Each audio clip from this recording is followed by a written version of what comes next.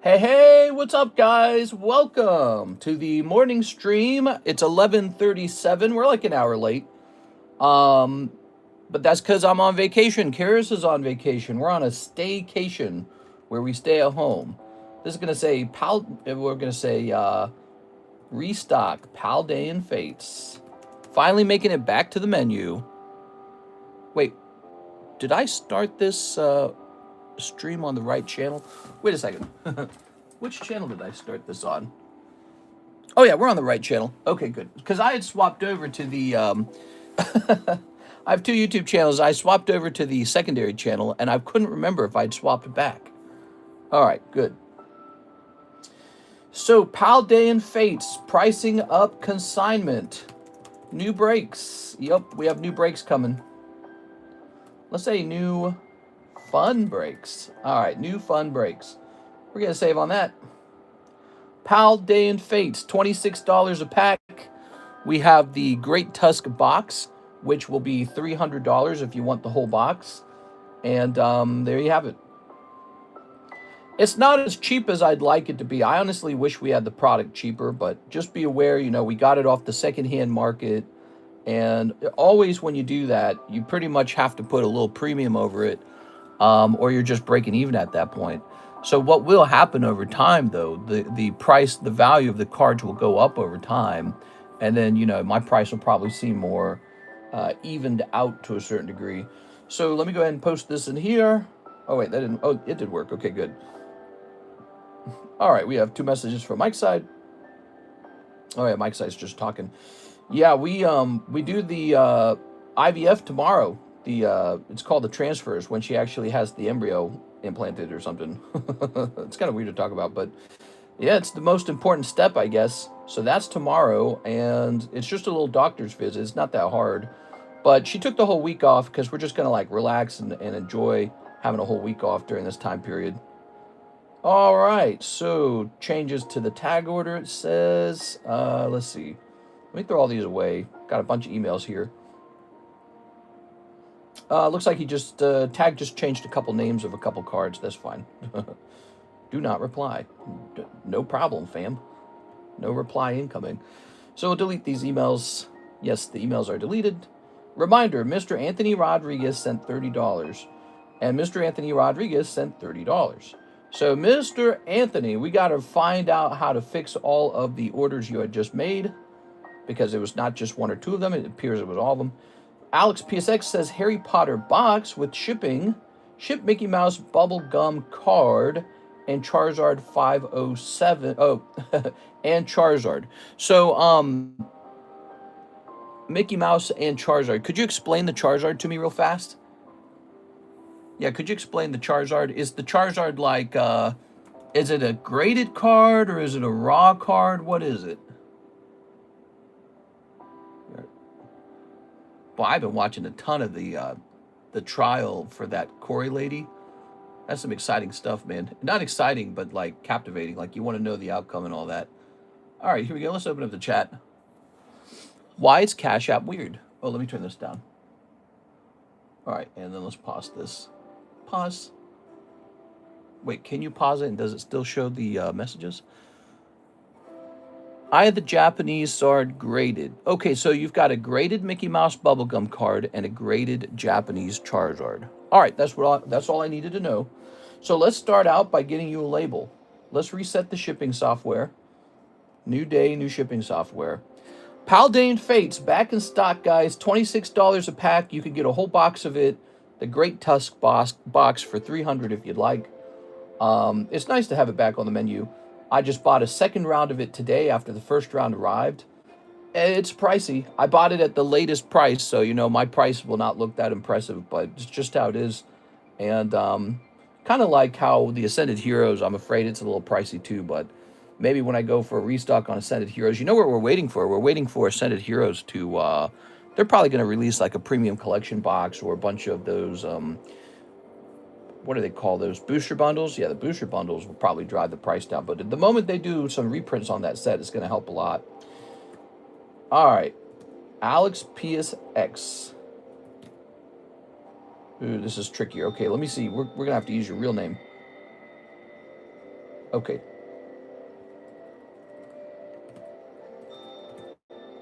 Oh, do we have your address? Maybe maybe it's been so long that we've shipped you that I don't even have your address. Oh, I don't have your address, Alex. How weird is that? All right, let me go look you up in PayPal, okay? Booster bundles release tomorrow. Do they? I thought they released in April. I pre-ordered some booster bundles, so I should be getting some already. And I will just be stacking those up in a corner too. I won't even be wanting to sell them all. The truth is, I really like Ascended Heroes. It's a Gengar set, but it's also a Rockets Mewtwo set. As a result of that, I'm really interested in stacking some of it up for the future, for 5 years from now, when it presumably is a bit more expensive. You know, it took years for 151 to reach the price it's at. Oh, Alex, okay, so Alex, you will need to email me where you want to ship it, because it looks like your PayPal address is different than the address you want.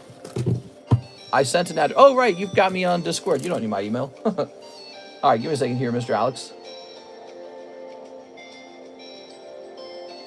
I can't copy and paste that, Alex. Alex, type it out for me. You make me type this out. You gotta type it out, Alex. Actually, you know, I might be able to have, here, watch this. So we'll take that picture, we'll go to AI, and I'll say, convert this into text.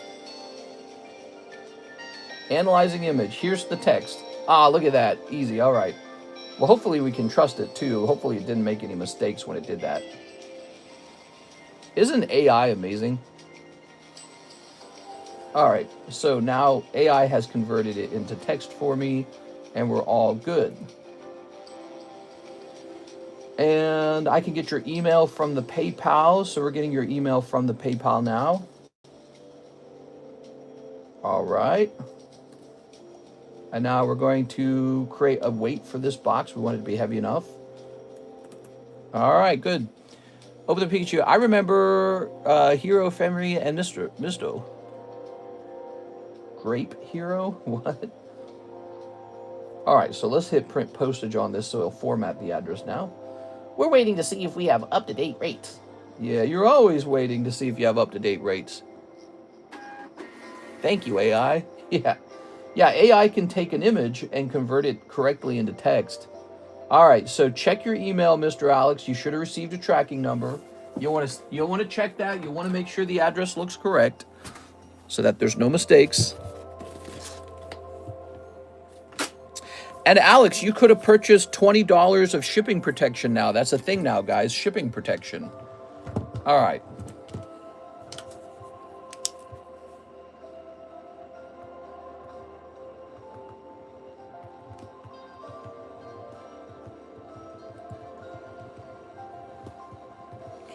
I might want to text this one over to Alexis so she understands the exact information for it. So I'm going to text her this one.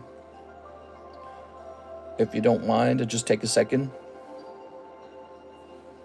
Meow, meow, meow, meow, meow, meow, meow. I'm going to say, this is for Alex PSX. He wants a empty booster box shipped that I'm going to provide to you. And he also wants his Charizard slab shipped and his Mickey Mouse slab shipped.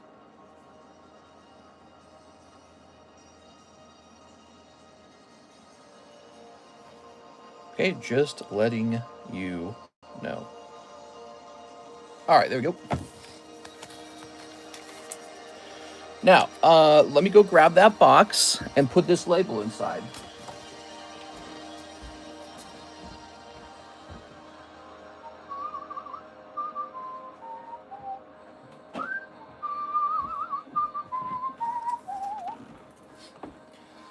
For those of you who did not make it into the nighttime stream, the evening stream yesterday, you might have not seen that we got fresh junk packs. Look at this. The junk packs are restocked. I did not change their price, but I actually increased the number of cards in the junk packs. They are bigger than before, and yet they are still $3. So they're more, the payout is larger, and the price stays the same. They're so popular. I've ran out of those like 5 or 6 times now. They sell here and there. I don't even think people always know they exist, but they're just junk. But they sell. I don't know. People like junk.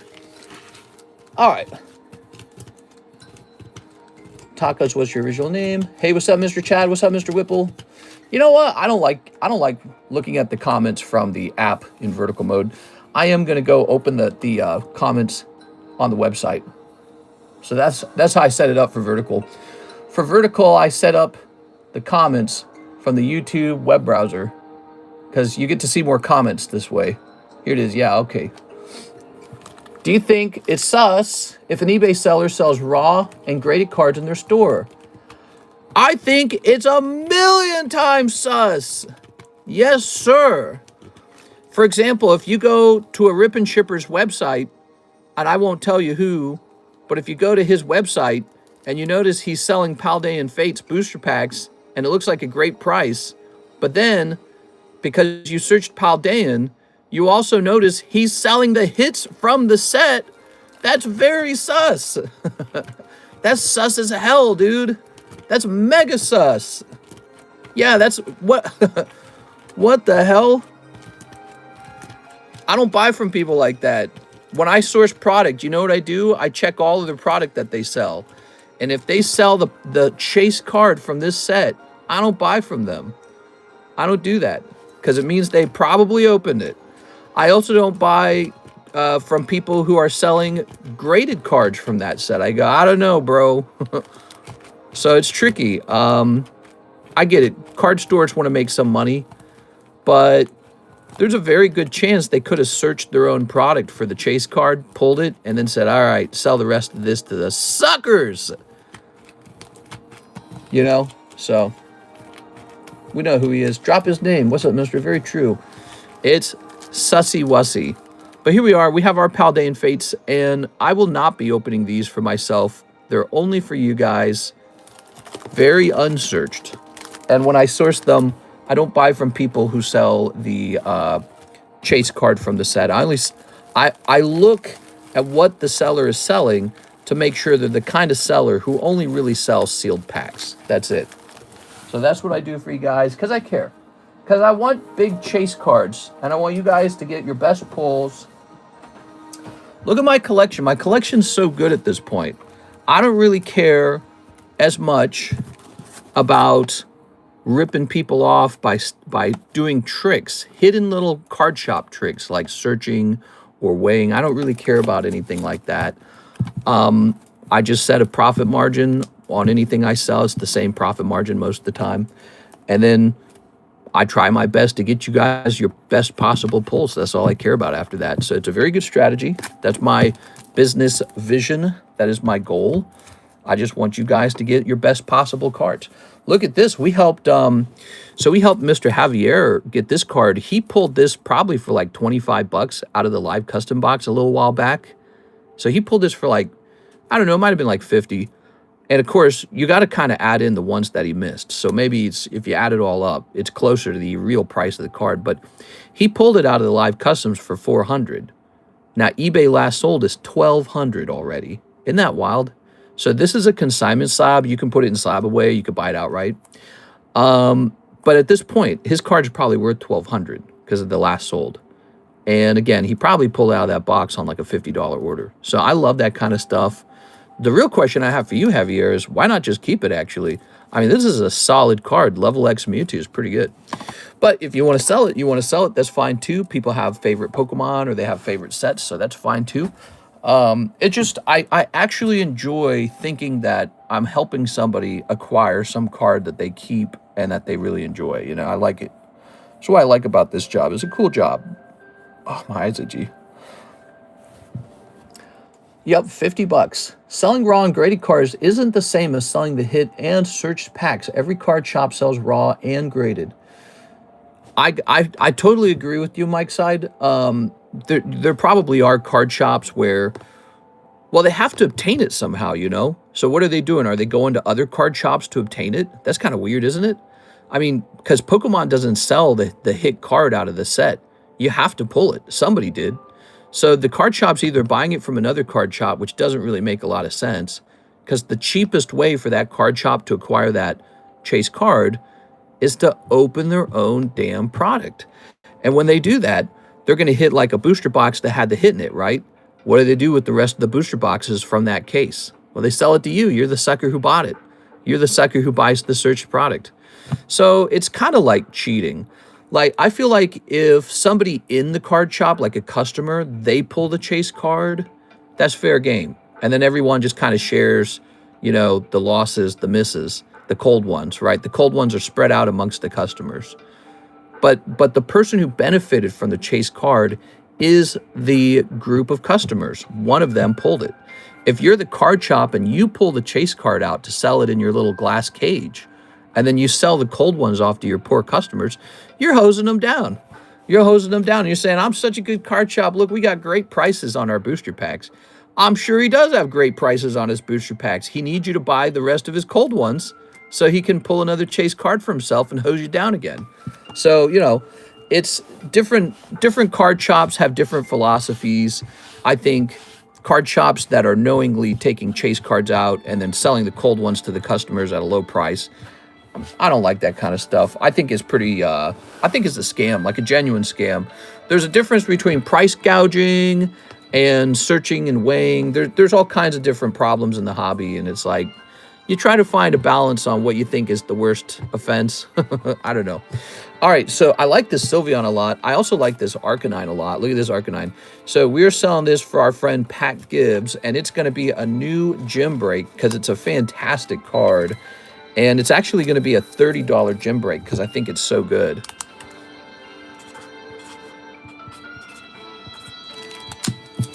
All right, there we go. I really have to inspect the photos. I bought raw online and get them graded and had great results. That's good. I've done that a little bit too. I've had mixed results. Sometimes it's good, sometimes it's bad. I mean, I bet if you do it a lot, you get a little bit better at it. Like, you have to source people who you trust probably.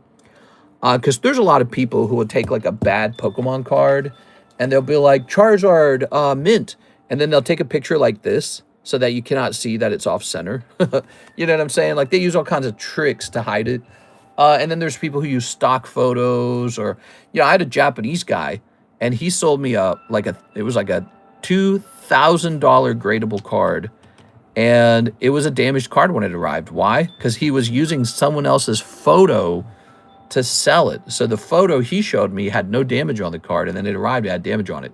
So, you know, card shops are notorious for trying to steal from you in one way or another. It's always some trick. It's always, you know, the mystery in the margin kind of thing, where it's like they know something that you don't, and they're using that against you, and it's pretty rough, you know. And but I get it. Card shops are there for profit, right? They're not there to lose money. They're not there to break even. But there's got to be some transparency to it. Like, there's a big difference between people coming in and saying, I like this guy, I'm going to overspend with him, versus going in thinking you're buying cheap packs and that you have a fair shot at a good card, and you are totally being tricked quietly. You're not being told that you're being tricked. It's a lie.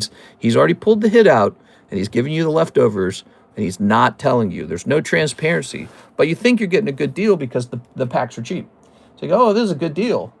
All right, let's get moving, guys. Let's see if there's any orders. So here we have Mr. Alex. He says a vintage heavy putter. You got it, Mr. Alex.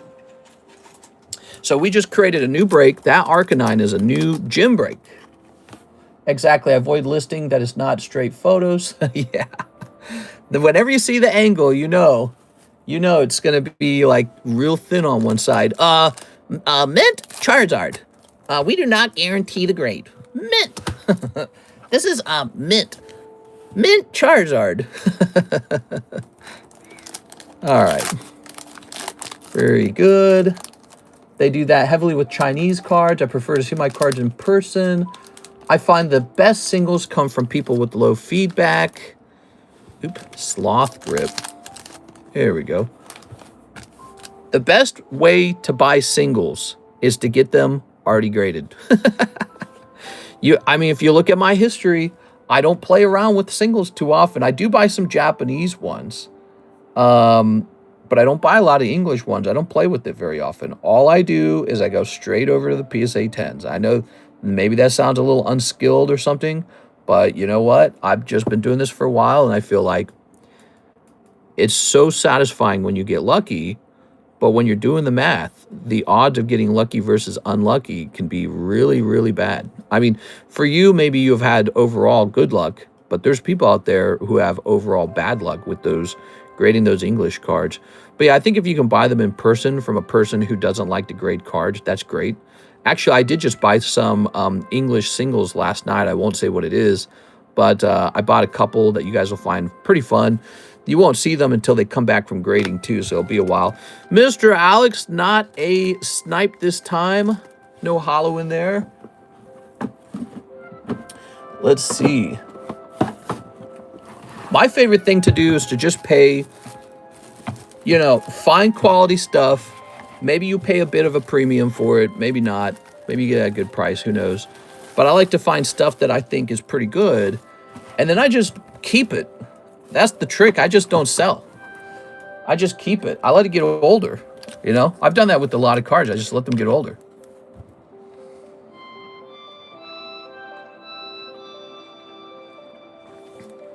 Some Minecraft music playing today. We've been doing Minecraft for a few days in a row, guys. Hey, you know what? I don't have a headache today. I feel fine today. All right, so check it out. Beautiful Arcanine. Here's a Zapdos as well. Zapdos would make a pretty interesting gym break too, wouldn't he? How many gym breaks do we have? Maybe we'll retire one or two of them. Lightning. We'll retire Lightning. She's going back in the box. Get back in that box. Okay, do we have any others? So other than that Lightning, we had no other gym breaks running. So let's get this Zapdos running. Give me a moment.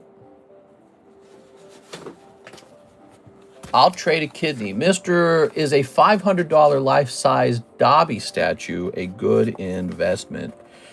Nope. Get yourself $500 of Pokemon Poker. It's going to the moon. That says the guy with all the poker cards. No, but I've been watching poker cards. They're doing pretty good, aren't they? It's pretty impressive. All right, so we got two nice breaks now. They're both Pokemon cards. They're both 10s. They're beautiful. They're just a bit of fun. They're not too expensive. You know, the expensive ones hurt. Here's Edward Shelton. The big ones hurt. Edward Shelton, 7 Silver Tempest, 5 Crown Zenith. Whoa, all right. So we're going to get you the Silver Tempest. I'm liking Mr. Edward. We got 1, 2, 3, 4, 5, 6, 7. Damn. That's some Pokemons right there. Pokemon. Got to make more money because I can't afford them. What happened to my wallet? It's empty. Pokemon can be rough on your bank account.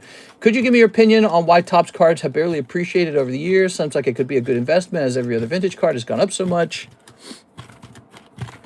I mean, I guess it just depends on your perspective on it. Like, you're claiming they didn't go up in price. Mine have gone up in price. Like, do you own very many of them? Mine have gone up in price. Let me show you a Gengar I used to buy for like, I think it was like between 400 and 800. So hold on, Mr. Edward. We're gonna do a little Topps Gengar. So yeah, I was buying these for, wow, really cheap actually. Okay, so look at that. Check it out.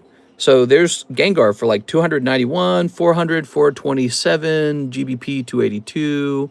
There's 376. So I'm buying all these Gengars, right? And now if we go onto eBay and actually look at Gengar, Topps Gengar. All right, now you ready for this? Now look, $2,000, $2,750, $2,000, $2,200, $8,000 for the Spectra. I think that's a Chrome. So, you know, when you look at them, that's times, I don't know, 8 or something, some number like that, times 7. I don't remember. How much did I pay? I paid $400. That's times 5 at least. But I wouldn't say they haven't appreciated. But if you bought like Topps Metapod, that probably didn't appreciate too much. You know, every card set performs differently, and sometimes it just depends on you hold the card for a couple years and it doesn't do anything and it seems really dumb and nobody wants it. And then all of a sudden it's like the most expensive card set ever. And then I think that happens because a rich guy comes along and says, you know what? I'm buying all these cards from this particular market. So it's not like Topps doesn't have that ability to go up in price. It does go up in price. You just gotta have the right ones. And also, you're just kind of waiting for somebody with deep pockets to decide, oh, I'm gonna start collecting Topps Pokemon too, you know. So, but that Gengar wasn't very expensive, and I used to buy Topps booster boxes for just like I used to buy the boxes for like 400 at some point. They were like 400, and they've gone up. But one of the coolest things about Topps cards is when you deeply understand them. So when you really understand all the Topps cards, and you're like a Topps expert, you can kind of expertly slice through them and see where the money is. You can make a decision on which ones to buy and which ones to sell. That's like an expert. When are you be a silver dad? A silver dad? What's that mean? When are you getting a new phone? I already have a new phone. Thanks for the Topps opinion. I started buying them 6 months ago. I bought some Sparkle and Spectra lately. Yeah, I got a Sparkle Charizard for like was it 8K or 7,000? I think I got it for 7,000. And so I'm up on that. Again, sorry, Edward. Let me just show this off. Don't you love this music? Look at this. Check it out. $7,000 Sparkle Charizard. That was 2 years ago, right? So, you know, you got to compare apples to apples. So if you're looking at Sparkle Charizard today, you know, if you own like Spearow and it didn't go up times 10, I'd just say it's because it's Spearow. All right, so here we go. All right, so check it out. So the ones you can buy and buy it now are like 50K, but there's one in auction, it looks like, just started. And maybe it hits 21K, maybe it hits, we'll have to see. Maybe it hits 30 if I'm lucky. But I'm still up. Of course, nobody really knew that the Gold Stars were going to be the top investment. Back when that Topps card was cheap, everything was kind of cheap compared to now. So, you know, it all got way more expensive over time.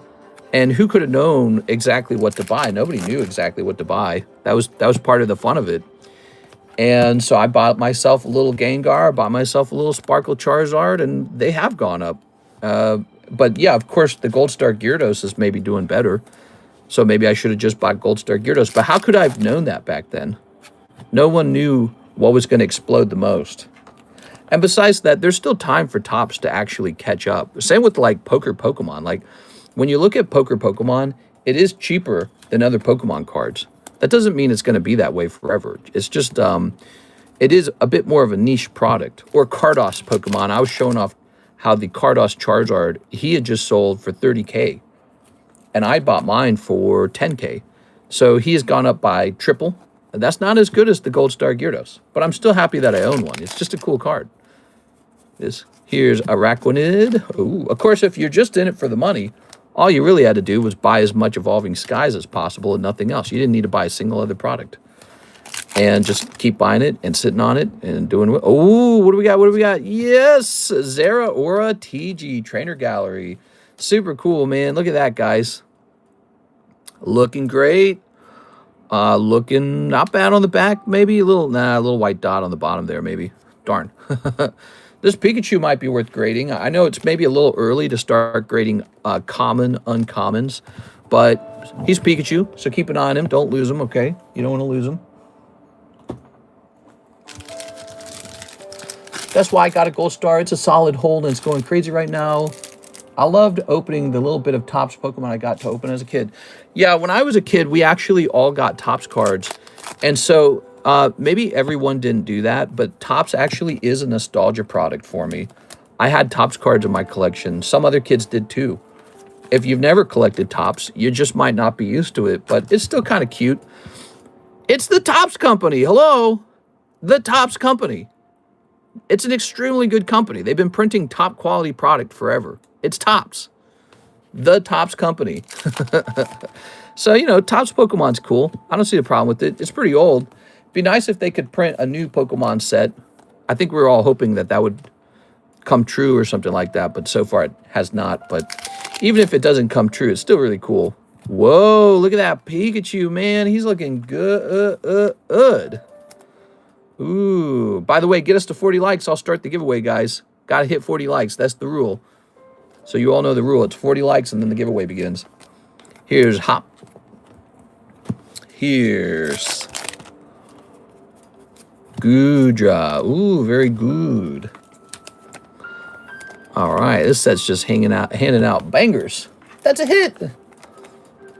I've bought Stranger Things Topps Blaster Box. They are cool. Yeah, Topps, the Topps company. Have you ever heard of it? It's a good company. They've been making cards. Oh! They've been making cards for a little while. You might have heard of them before. Ah! A little leafy out on the back. All right. Well, it's hot in this room, dude. Good thing I turned the AC on. Getting warm out here in Lake of the Ozarks. We're in March now, guys. Did you notice that? Oh, man, it's beautiful outside. It's perfect outside. I opened the door this morning to receive a package, and just this perfect air blows in from outside. And I'm like, oh, why am I even... I should be jobless right now. I should be outside like a homeless guy, just living in the sun right now. It's perfect. 81 today. Let's see what the weather's going to be for me. I bet it's going to be like 70. Camden ton. Today's a high of 80. Whoa, it's supposed to get real hot today. I'm sorry. 80's kind of hot. Then it drops down to 54 on Monday. Okay, so a little heat wave maybe. That's all right. 81 today. Yeah, that's kind of warm. We're at a temperature of 80 today. I thought it felt kind of warm for the morning time. Mister, we live close. I already checked, Law. We live close? I didn't know that. All right, you gotta come over. You can just drive over and pick your Pokemon cards up. I'll give you the tour of the $1 million Pokemon card home, maybe. Here's Hop, here's Pikachu, Zacian, Zandile, Reshiram, Zeri, Aura. Look at all these cards. So now you saw what you got. I'm going to go pop these into your bag. You have a fat booty butt bag full of good cards. Huh. Where'd this Superior come from? Isn't he the new staff card? He came out of Nihil Zero, didn't he? You right. Boop. That was a good rip. I'm in Missouri, north of KC. Oh, yeah, Kansas City. My relatives live out there, so I've been to Kansas City many times. Karis and I were last in Kansas City. When were we there last? We go there from time to time because, you know, we can just drive over to it. It's not even a day-long trip. It's just like 2 or 3 hours. It's just, and then, you know, so you can leave at like 10 in the morning and get there by like 12 or 1. Depending on how fast you speed. And then you can spend some time over there and then just drive back home. So we go to, when we want a day in the city, we can drive out to Kansas City. We also have St. Louis, but the really close city to us is Springfield. So we go, that's our preference, is Springfield. That one's real short. That one's like an hour drive. I regret not collecting Pokemon during Crown Zenith MSRP. Could you show off the current slab breaks or all active breaks? Yes, that's a very common request. So this is the Heartbreak. These are the 2 new gym breaks. These tend to go off pretty fast. Here's our new Lightning break with Noctowl. So he's a Pokemon Center Noctowl. Really cool. Those have been doing well recently. Here's our giveaway. Here's the trade slab. You can trade your junk cards to get in here. And it's moving kind of slow. When it moves slow, I do more favorable trades, by the way. Here's Nidoking. Here's Manganami. The Lego break. So this really is for a gigantic Lego Pikachu. It's already boxed. It's ready to ship out right now. You just got to pull it. You can put in for $10 or $20, whatever you want. But it's a whopping 40 spots. So your odds are 1 in 40. If you want your odds to be 1 in 10, you got to send in for 4 spots, okay? So 4 spots give you odds of 1 in 10. And then we've got... Wait a second here. Shining Charizard. Not bad. And the waifu break, and the waifu break's just kind of sitting here. Poor waifu break. All right, waifu break's not moving. He's just sitting there. Poor little waifu break. Not enough waifu collectors in our stream lately. That's not good, you know. You gotta have men who want to have babies with women, or society's gonna collapse.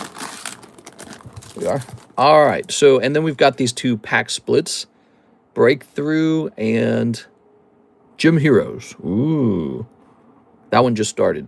Breakthrough is about halfway done. Dude, it is warm in here. I'm turning the AC up. I'll be right back, guys. Let me turn the AC up.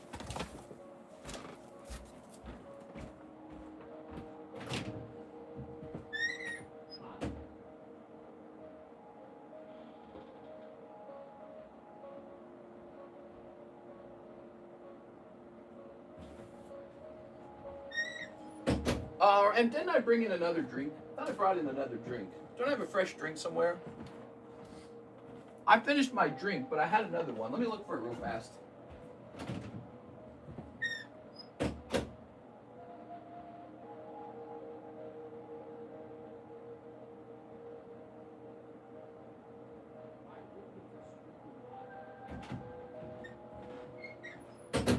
All right.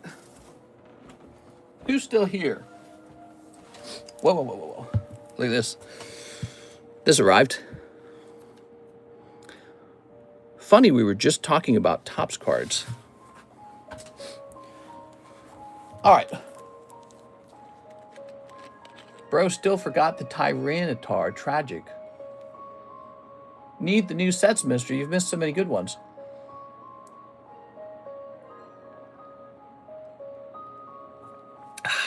The new Weiss Schwarz sets, huh? We'll definitely have to look into that. Here we are. I feel like there was a little decline in Weiss Schwarz demand ever since Pokemon started going to the moon. I think a lot of people wanted Pokemon. But when Pokemon levels off a little bit, there's going to be more demand for Weiss again. But, you know, people get FOMO. They go, I better buy some Pokemon before it's unobtainable.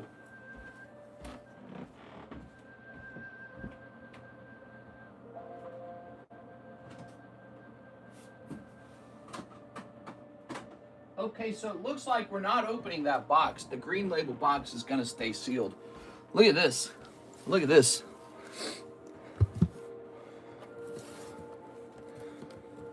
I don't even remember how I determined this. Rainbow Wave 4. Wow. I know what I did to determine it. See, there's a way you can tell. But now it's been so long, I feel disconnected from the memory that proved to me that it was true. So I don't remember. I will have to trust my previous self. Look at this.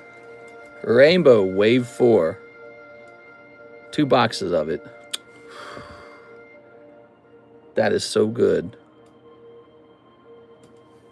Okay. And now, this is a green label box. Now, I was checking to see if we had one. I guess I don't have one. I did not know that. I thought I did, but apparently I do not have a green label box. So we're not opening this, but it does mean the next time we run into a green label box, then we can open it. So green label box should be handing out. Give me a second here. Give me a second. Green label box should be handing out this bad boy. Now, I don't know if it's going to be rainbow or not. We won't know until we open it. If it was rainbow, that would be insane. Okay, so I'll hand out this. Look at that. It actually shows a black label on the back, but that does not matter. That was how they work. They're weird, man. How much are these boxes now? Pricier. I think I just got this one for 2.4, which of course I only bought it because I thought that's probably underpriced. Weirdly, it sat on the market a little bit. No one else jumped on it. And I'm like, really? I'll take it. I think it's because people just don't understand tops. If you have a complete knowledge of tops cards, it gives you the advantage when you shop and when you sell. You have to have a full knowledge of them. They're one of the trickier card sets to know all about. Those are just some of my tops boxes. I got more. I think 2,500. I think it was about 2.5 or something, yeah. All right. I'm going to place this back with my other ones. You don't want to see all my top boxes. You guys would hate that.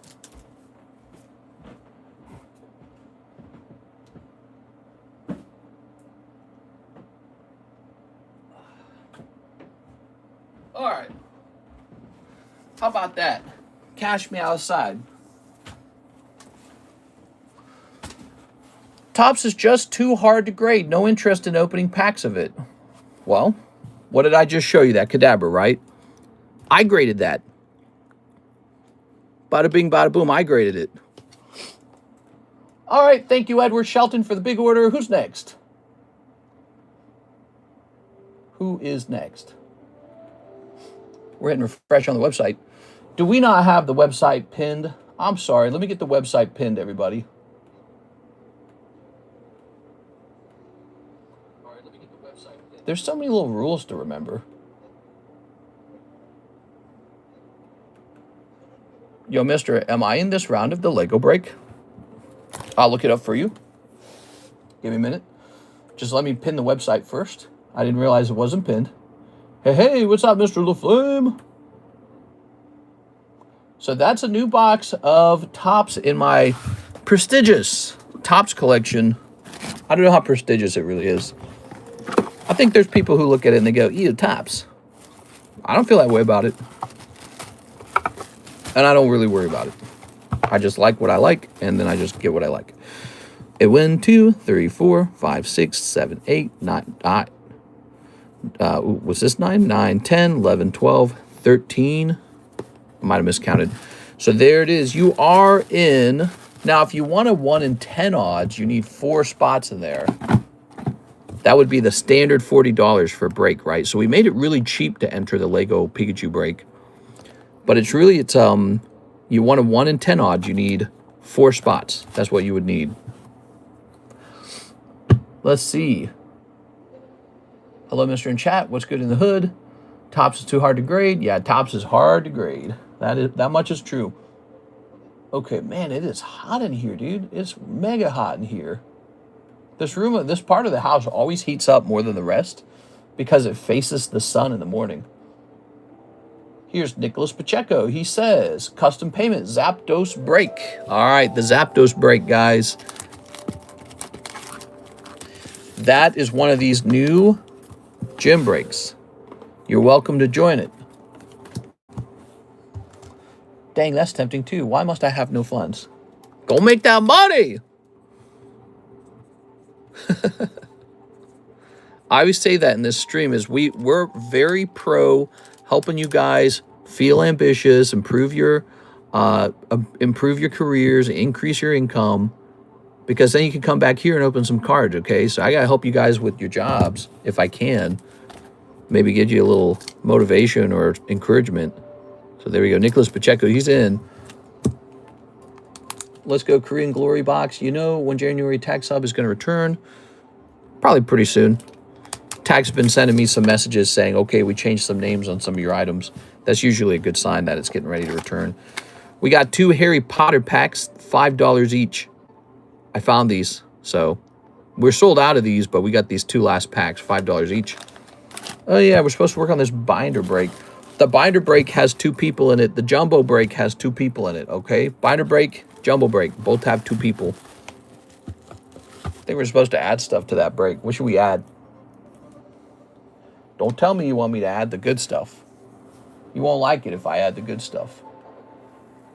We have an order for John Reagan. He says, Korean Pokemon Glory of Team Rocket, 30 packs, full box. Ooh, I love opening this. This is one of my favorites. Do we have a box nearby? That would be nice. Sometimes I keep a spare box in the room.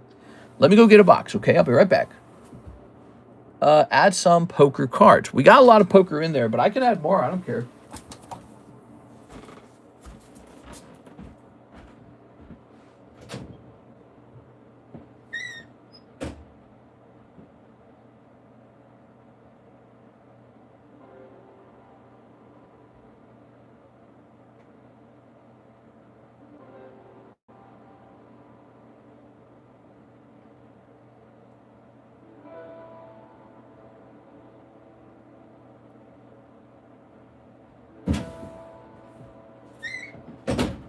All right, here we are. Boom.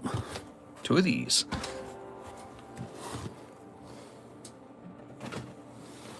Let's get it. Crack that Mewtwo and just casually drop that banger. Let's go ahead and snip this.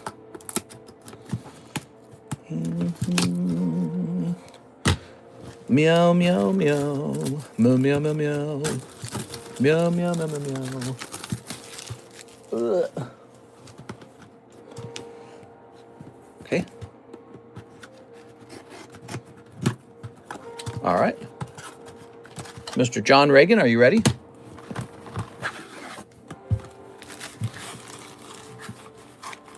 Ooh.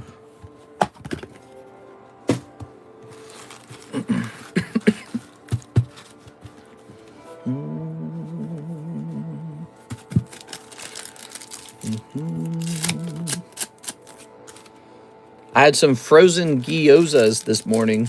You had to put them in a pan and like fry them yourself. I don't know. They were so gross. I cooked them right. They just didn't have a flavor that I liked. Snipping this. I've been trying to try some new foods out here. Frozen foods are never good. You notice that? Frozen's gross. Always has been. Okay. Boop. What do we got? Frozen pizza is one of the only good frozen foods. Frozen pizzas, and it's just okay, really. Spatty ops. Cool. Taiwanese tar. Rawr. Oh. Boop. Unless it's fresh, then frozen. I don't know. Gorobus. Cold. Zamazenta. Ooh. Oh.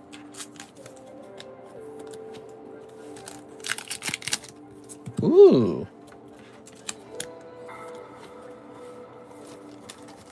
What how you write music like this? What part of your brain writes this kind of music? Must be tough to write this. Oh, Crobat. Oh, it's little kitty cat. Meow. All right. Meowth popping out. No Houndoom, though, huh? Oh, no. No chance for a Houndoom either. That'll be your last AR, I believe. So I believe that is the end of the box. You got Goofy Trainer Guy. And you got 4 lovely ARs, one of them being the popular Rocket Meowth. But no Houndoom. Did you take Wagovi today? Is it Friday? No, it's Thursday. I take it off Friday. All right. Cold. Here's Wobbuffet. Here's Cold. Annihilate. Cold.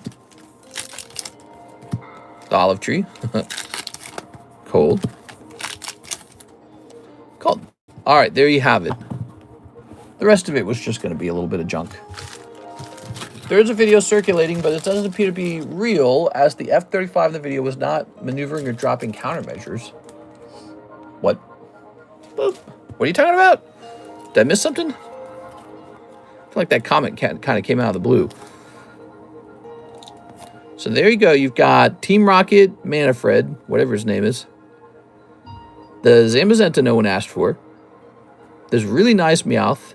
And then Spatiops, which does seem like a proper Rocket Pokemon, but, you know, people aren't nostalgic for Spitops at this point. Maybe later. I said something before. YouTube might be hiding it. Let me go into live chat. Did you hear allegedly F-35 was hit in Iran? Nah, no, it wasn't. That's AI, dude. Iran is doing a ton of fake AI videos. I've seen them. People are reporting on it. So Iran is making a lot of fake videos, and it's a form of propaganda.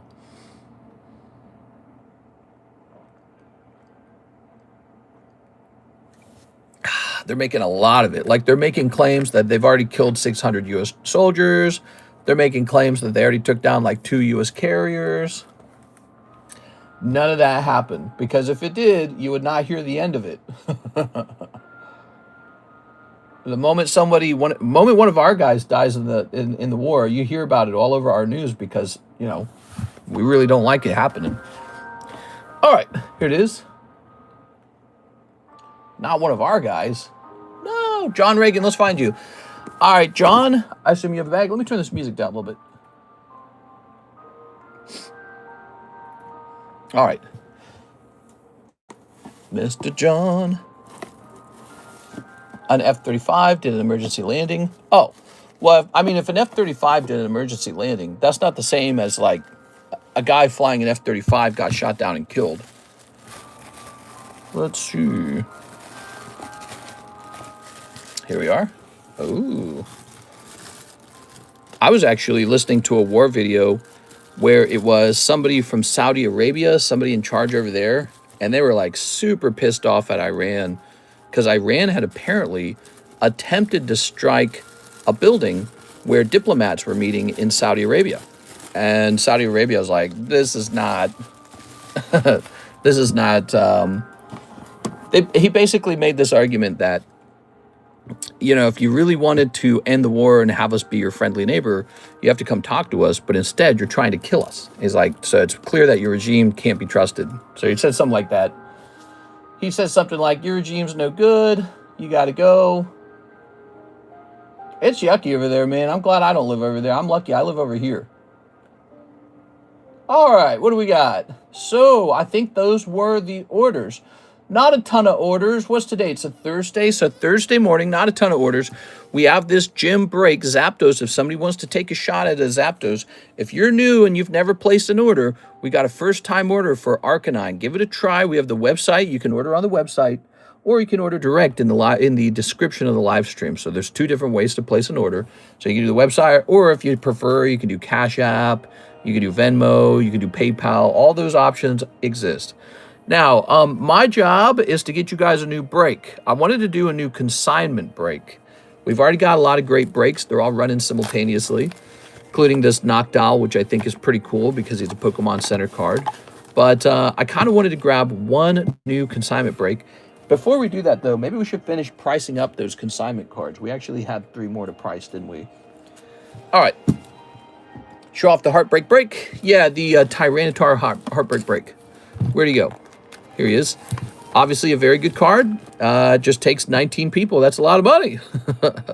So, you know, that's like, well, it's about 800 almost, isn't it? So that takes a little while. Usually it takes about a month for a Heartbreak break or a rare candy break to go off. But if you guys want these breaks going off sooner, tell your friends about the channel. Find some people who want to jump in, and that could definitely help speed up the process. By the way, if you want a free one today, help us reach 40 likes and we'll activate the giveaway. Now, what do we got here? This looks like it was a pull in the girl box, but it's got no price tag on it, so I don't know what it's valued at. So let's go look this up online, see if we can find any examples of it. I don't want to misprice this one. If Pat Gibbs is watching, I'll do whatever price he wants, but I'll go look at it real fast. So I think the problem is there isn't one of these. This is called After the Speech. After the Speech. Okay, PSA 10 After the Speech. We have one After the Speech on eBay for $320.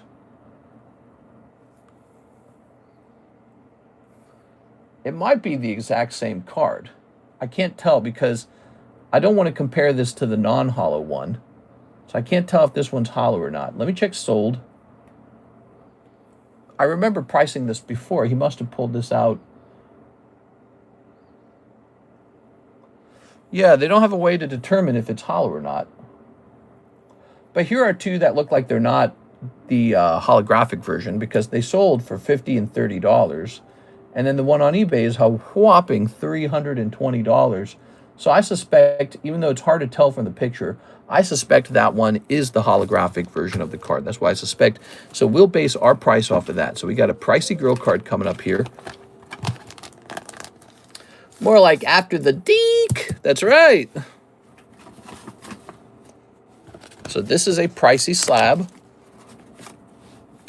It's hard to move girl slabs, I noticed. I think it's because you have to have the girl buyers in the stream. But I don't know if we do. I don't know how many girl buyers we have here. Maybe not enough. 320. Say Pat Gibbs on the back. Pat Gibbs. You know, one of the reasons why I suspect we don't have the most girl buyers ever is because that doesn't look like a very good 3. That looks like a B. One of the reasons I don't think we have the most girl buyers in the stream is because we have had more than we currently have. We have had more in the past. And the Waifu Shuffle doesn't move that fast now. So I think some girl card collectors have moved on or stopped, or maybe they've swapped to Pokemon for the time being because Pokemon's so good. Whatever it is. Mister, just check the rarity. See how that's triple R, triple rare? That equals hollow. Are you sure it always equals a hollow? That's very interesting. Give me a second here. Let's see. I don't know. I feel like that would imply these other ones sold for like 30 bucks and 50 bucks, which that to me doesn't feel accurate because it's much harder than that to pull this card. And it's one of the only sexy cards in this set. And I know there's a non-hollow version of the card. We pull it all the time. But yeah, you might be right. Mike says, I'm a girl. Show off the Heartbreak Break. Did you pick out the hits already? I sent for grading. Ooh, sounds good. Okay, so we haven't done that yet. We still have to do that. You're right. Give me a second. Oh, you know what it was? I think I clicked on it and thought that I'd already done it. Send 5 of the best hits to tag. Oh, yes. Let's work on that. All right. Sorry about that. Yeah, let's get that done. So we got a Mr. Edward order over here for 5 of the best hits to go to tag. Now, this is your hollows bag. How's the binder and jumbo pack break? They're both at 2. So there's so many breaks. Everyone's spread all over the place. They're both at 2. 5 of the best.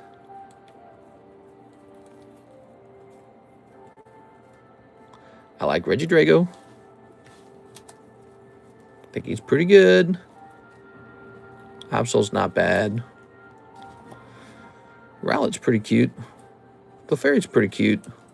Those are decent. Samurot's a little off center. You can still send him if you want. Pikachu's gonna go. Zeraora, it's kind of nice, but I think that one will fail a 10. Flaffy's pretty nice. Starmie, I once again wish to send Starmie. Okay, Doublade. Okay, it's tricky. So these for sure feel like they should go. All right, I like those 3 right there. Let's get the rest of the bag out.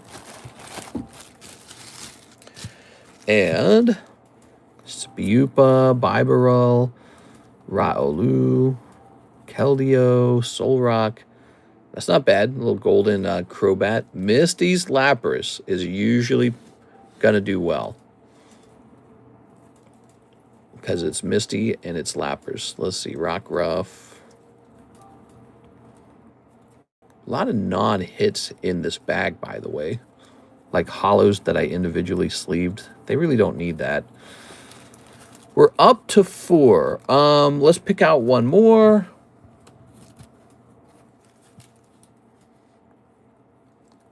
Going back over here.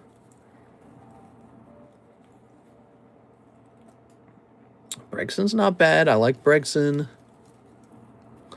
Rowlett's cute. He's Japanese.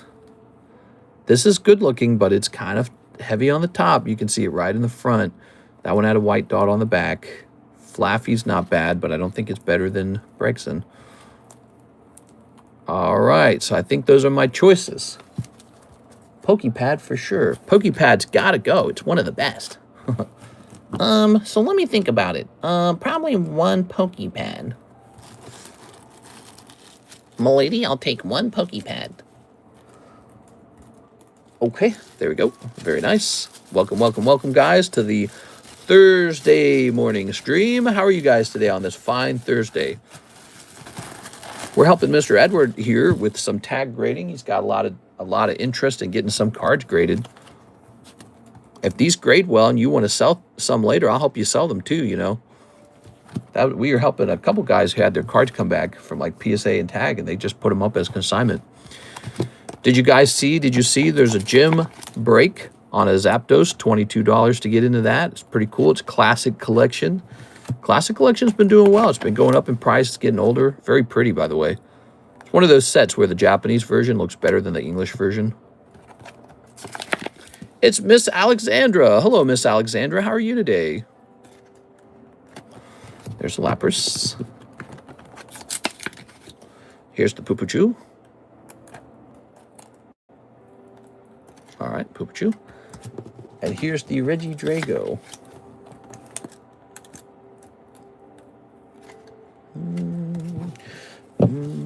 Oh.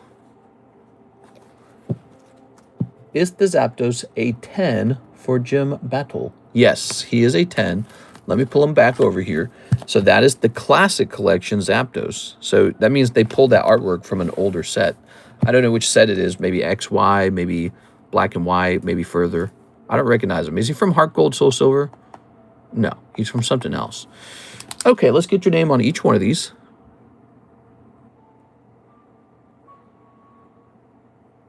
And we want to carefully write T on each one for tag.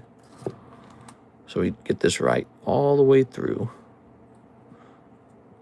I'm really liking tag. They offer a nice product. Very pretty. A little bit of a faster turnaround than PSA. Used to be a lot faster. Now it's not as fast. And the price is pretty agreeable too. And I question how long that'll last. I question how long before they raise their price, you know.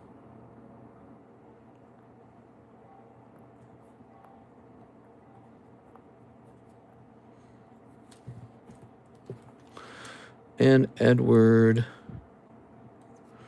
Shelton. Okay, there you have it. Whoa, what Pokemon is that on the left? This is Jigglypuff. Jigglybuns. That's Waifumon. Good luck on those. Placing it over here in the grade pile. Good. Now we can put your bags back.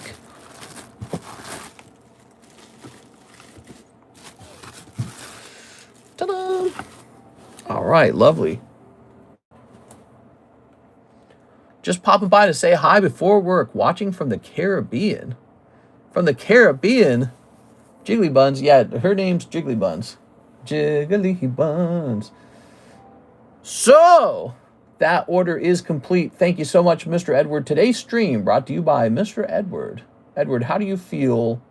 How do you feel about being the top buyer today? I think that means he's got to go in the giveaway automatically. I think that's what that means. Where's that giveaway? So today's giveaway is this lovely no rarity Kakuna. It seems like a trivial card, but it's really not. Those no rarity cards are pretty special. They're treated as first edition Japanese base set. And the most expensive recent Charizard sale was actually PSA 10 no rarity Charizard. He sold for 1.7 million. So these aren't really, they never were meaningless card. They were always important. And people just didn't seem to care for a long time. I always thought they were really cool. I must have unique taste.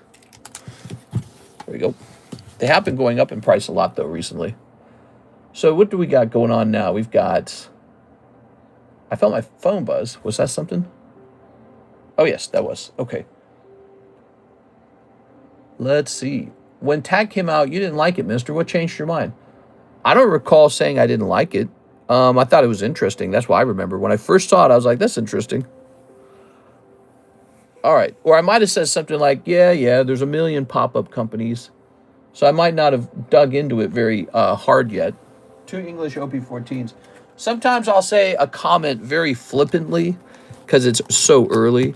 But, you know, when I really looked at it, I said, okay, Tag looks nice. That's what I thought. I immediately thought this is a company, another new company, but it focuses on the visual appeal of a very clear slab. That was my immediate impression. All right, there we go. There's been so many grading companies. The moment you hear about another one, your first feeling, your gut feeling might be like, all right, another company, huh? But They're and when I first heard about them, I really didn't know about the grader report. So I didn't know about that yet. They do grading report. It's very nice. So when I saw them, they were just some company with a clear plastic holder. Mr. Cody, you got one Nami. She's from Vietnam. It's Chesty Puff. That's right. It's Jiggly Chest. Cody. You're over here, Cody. Oh, Cody. There we go. All right, and here's this. Haha. For those of you looking for a short break, here's the new lightning break. It's Noctowl. No one's ever seen a Noctowl like this before. It's the greatest Noctowl. Might be the greatest. They're saying he's worth millions of dollars. Let's see.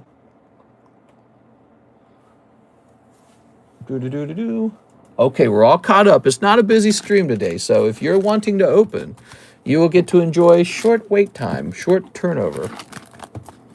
Here are some of these pricey slabs we've been working on. I think the B drill should just be treated.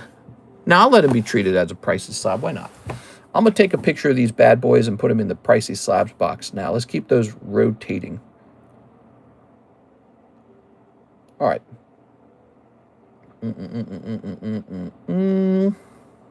Stop. The Pricey Slabs channel. Whoa. Click. Good. Someone battled me for Zapdos. Waiting on one person to battle him for Zapdos. You cannot become the Pokemon champion without a few battles under your belt. Wow, those are really nice. That cloud's awesome. Zooming in. I personally feel the Lantern should probably go to eBay. You know what? He is. He's going to eBay. I don't think you guys are going to buy this. I don't think we have the world's craziest Lantern fanatic in our group. That guy searches eBay for Lantern. So this is going off to eBay. Off it goes. Some cards are easier to sell on the table than others. I like this card. I actually don't mind if she doesn't sell. Loving this Lily. Big fan. Okay. Speed run to 40 trillion. I'm sure that seed Dre King is going up in price. You see, we passed 39 trillion in debt. Crazy, man. Spending money we don't got. And then being like, oh, why are we so broke? If we could just import a ton of people and put them on welfare instantly, that would be great. Did you watch that Nick Shirley video that came out yesterday? Was it yesterday or 2 days ago? And he's reporting on fraud in California now. And you might be biased toward him. Maybe you don't like him. But you got to watch it because it's really crazy. He really does find stuff that is shocking. So what he has found out is in California, there's this trend where you open up a company called, by the way, so this is another Pat Gibbs card, Han 224. You open up a company, it's called a hospice care company. And it's for treating like old people for hospice, right? And the thing is, you do not have to be a licensed doctor or licensed anything to open up one of these clinics. And so you can just open it up. And then once you open it up, you can basically you can get the medical information from old people. Apparently there's like a black market to get people's, oh, I need medical help kind of information. So you gather that from a bunch of people, and then you send that off to the government to say, oh, you're going to need to help these people out. And then you just got your empty office that exists in some janky corner of the world in California, and you collect all those benefits. And to get that information from the elderly people, you pay them up front. Hey, give me your information. I'll give you some money instantly. So you get as many people's identities as you can together, and then take those identities and apply for government assistance with the identity. But you just collect it as a fake shell company and never actually provide hospice care at all. So he was going into like these big, they look like abandoned strip malls. It's really run down. It's horrible looking. And there's a bunch of no sign buildings. with addresses. They got no signage or anything.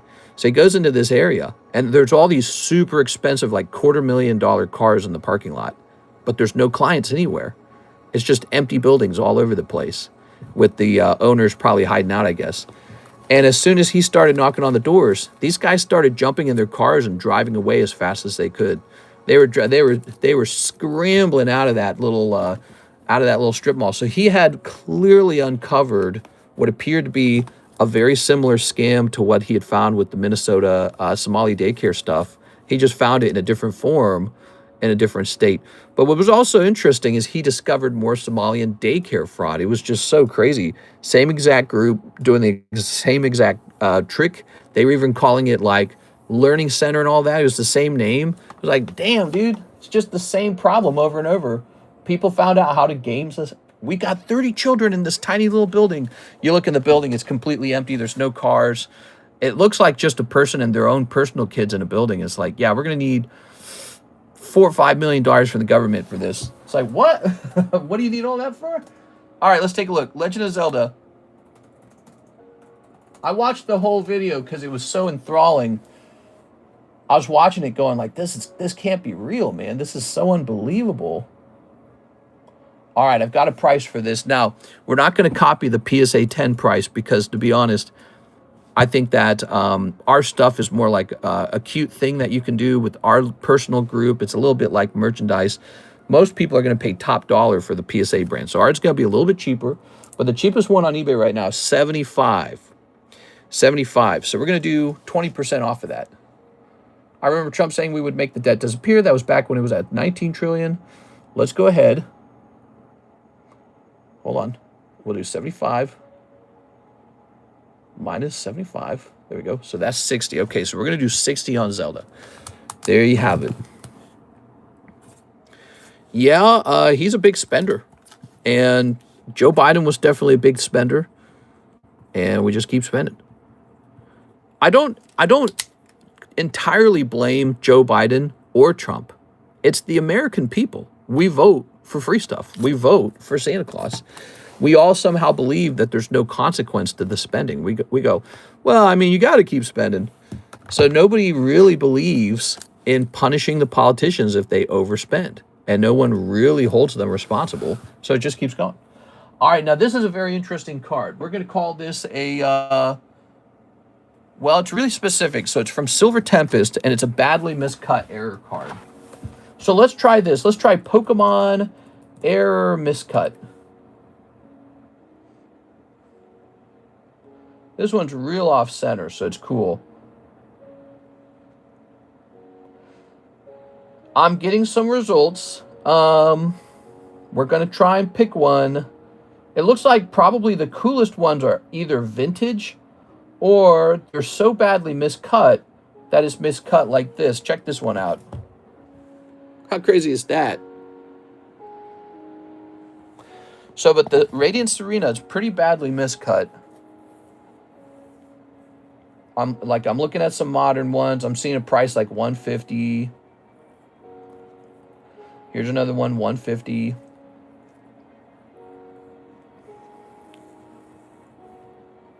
I'm still looking, okay? Maybe we should check the Radiant Serena itself, see if there's any information about it.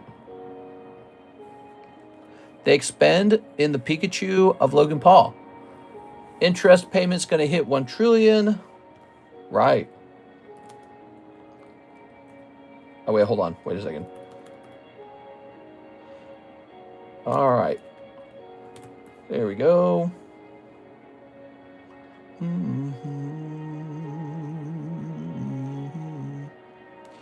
Yeah, I mean, like, imagine you're dying of something, some illness, and someone's like, we can't pay for your health care. We're in bad debt.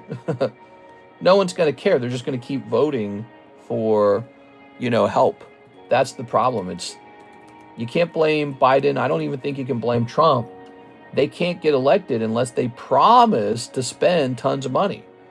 The American people are broke and they don't have a solution to that. And there is a solution. The solution is the American people in general have to work more and be more productive. That's the actual solution. Nobody wants to hear that. They want to believe like They want to believe like if we tax Jeff Bezos more money, it's going to solve all the problems. But he is like a grain of sand compared to how much the government actually spends. So we're going to go off, I think, off of this Radiant Jirachi. He's 125. Okay, that seems to be a pretty close comparison. 1 trillion in interest payments. Why is no one talking about this? Well, we are. We're talking about it right now. Yes. You know, all empires collapse when they run out of money. That's how it works. They collapse because of the financial problems. And empires collapse because the government spends more than it makes. And then it just can't print any more of its dollars because nobody will accept them. And that's how it all goes down. And then what happens is when that government is having really serious money problems, you know what it does? It goes to war. That's what it does. When your country is about to collapse, before you collapse, what you'll actually do is you'll go to war. You'll say, well, I'd rather go out with guns blazing and try to take all the money back or something, you know, like try to reestablish the value of the country. There you go, Pat gives. So we have Radiant Serena. She's going to be $120. Really badly off center one. It's pretty cool, huh? All right, cool stuff. You're so far off on this. It's not the people that need to work and pay more taxes. The government needs to spend less on defense in particular. So if you didn't know this, the government does not actually spend that much on defense. You were told on like a news station or something like that the biggest problem with the government's budget is military spending. We do spend a lot on military compared to like small countries like the UK, right? And so you see that comparison and you're like, whoa. The truth is, the military is a pretty small slice of the pie. When you want to look at where most of America's money goes, it almost exclusively all goes to a few things. Social Security, it's huge. Old people. Number 2, it's going to be Medicaid and Medicare. That's the other one that's gigantic. We send so much money to people for their health care. Just unbelievable amounts. So it's just those two. And basically those are both old people. So it's old people who get the most Medicaid, Medicare, and it's old people who get the Social Security. Those are the government's 2 largest expenses, and they dwarf the military spending by a lot. And then the third one is actually welfare. So money the government's just giving out to people because they're poor and they can't take care of themselves, or they don't want to take care of themselves, if you want to believe that. Those are the actual expenses of the government. Now, on the issue of reducing spending, I agree with you. The government would have to stop giving people free money. No more child support, no more free education, no more free medicine. So the government would have to stop those things. So that is, I guess, possible. You know, the reason people want those things to be free is because they don't actually earn enough money to pay for those things themselves. Therein lies the problem. You have to earn more money. How do you earn more money? Well, you have to do something more valuable. You can't push carts at Walmart. You cannot be a cashier. You cannot flip hamburgers. Those aren't valuable skills. They don't pay anything. They never will. The guy who builds a home will never pay you a lot of money to flip a hamburger. But the guy building a home is doing something valuable, so he makes good money. So at the end of the day, Americans need skills, and they need to be committed to, you know, kind of growing, kind of developing those skills. They got to be committed to a 40 to 60 hour work week like they do in Japan and China. That's how those countries do very well. And then you have to take your money and spend it wisely, I suppose. But, you know, or just as long as you're being more productive, even if you do spend it unwisely, the government's able to collect taxes on that, and it gives somebody else a job to do if you're spending, you know. So, but it's the productivity cannot reduce. If productivity reduces, that is the bigger issue. And there's so many American jobs that are truly not productive. You're just kind of pushing stuff around. You're not really doing anything. Productivity occurs when, like, you harvest a tree. That's actually productive. You're chopping this tree down and you're turning it into lumber. That's actually extremely productive. Productivity occurs when, like, you produce a good, or productivity occurs when you grow wheat. Productivity occurs when you build a vehicle. Productivity does not occur when you put the little plastic bags on the little spokes for the Walmart baggie wheel. It doesn't earn anything. It doesn't create value. It's just this tiny little service that has to be done for the Walmart Corporation so they can keep, you know, importing Chinese goods from a country that actually is productive, because they actually do make stuff over there. So that is the actual problem.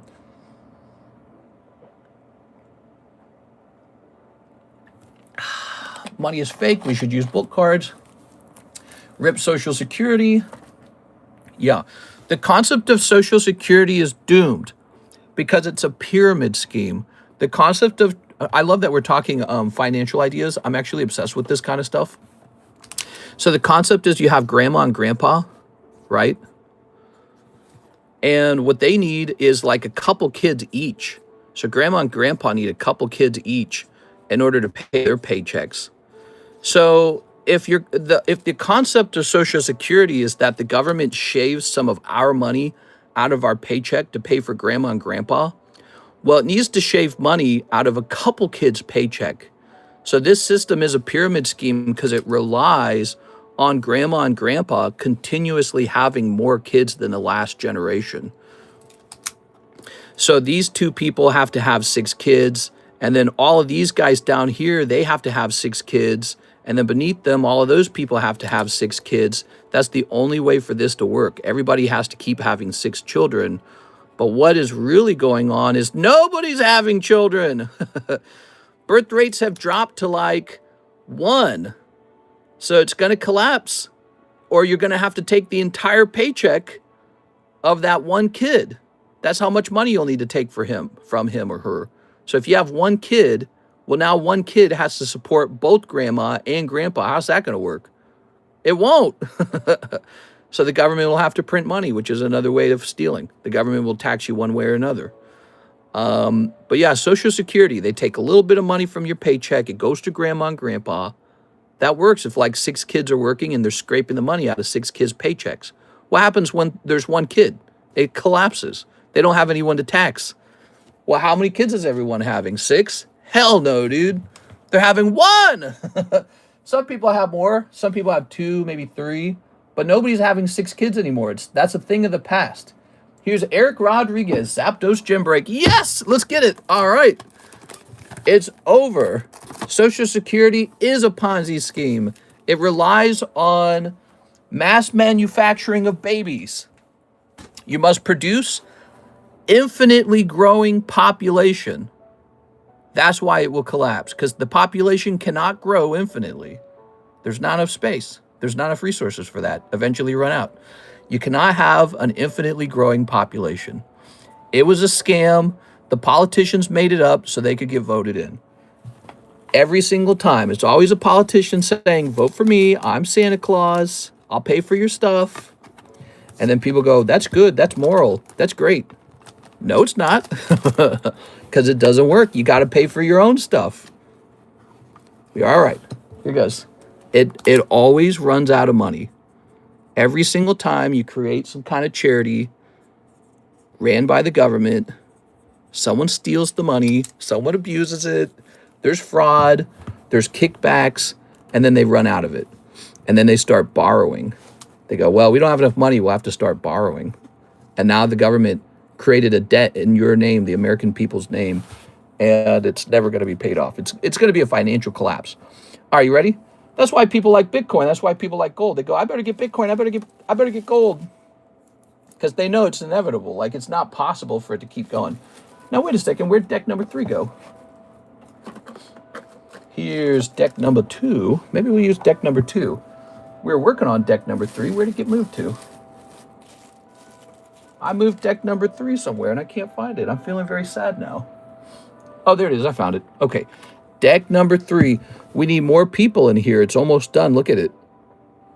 You can donate or contribute a card to this, and then we'll be able to play with deck 3. It'll be very nice. I think you're far too cynical sometimes, mister.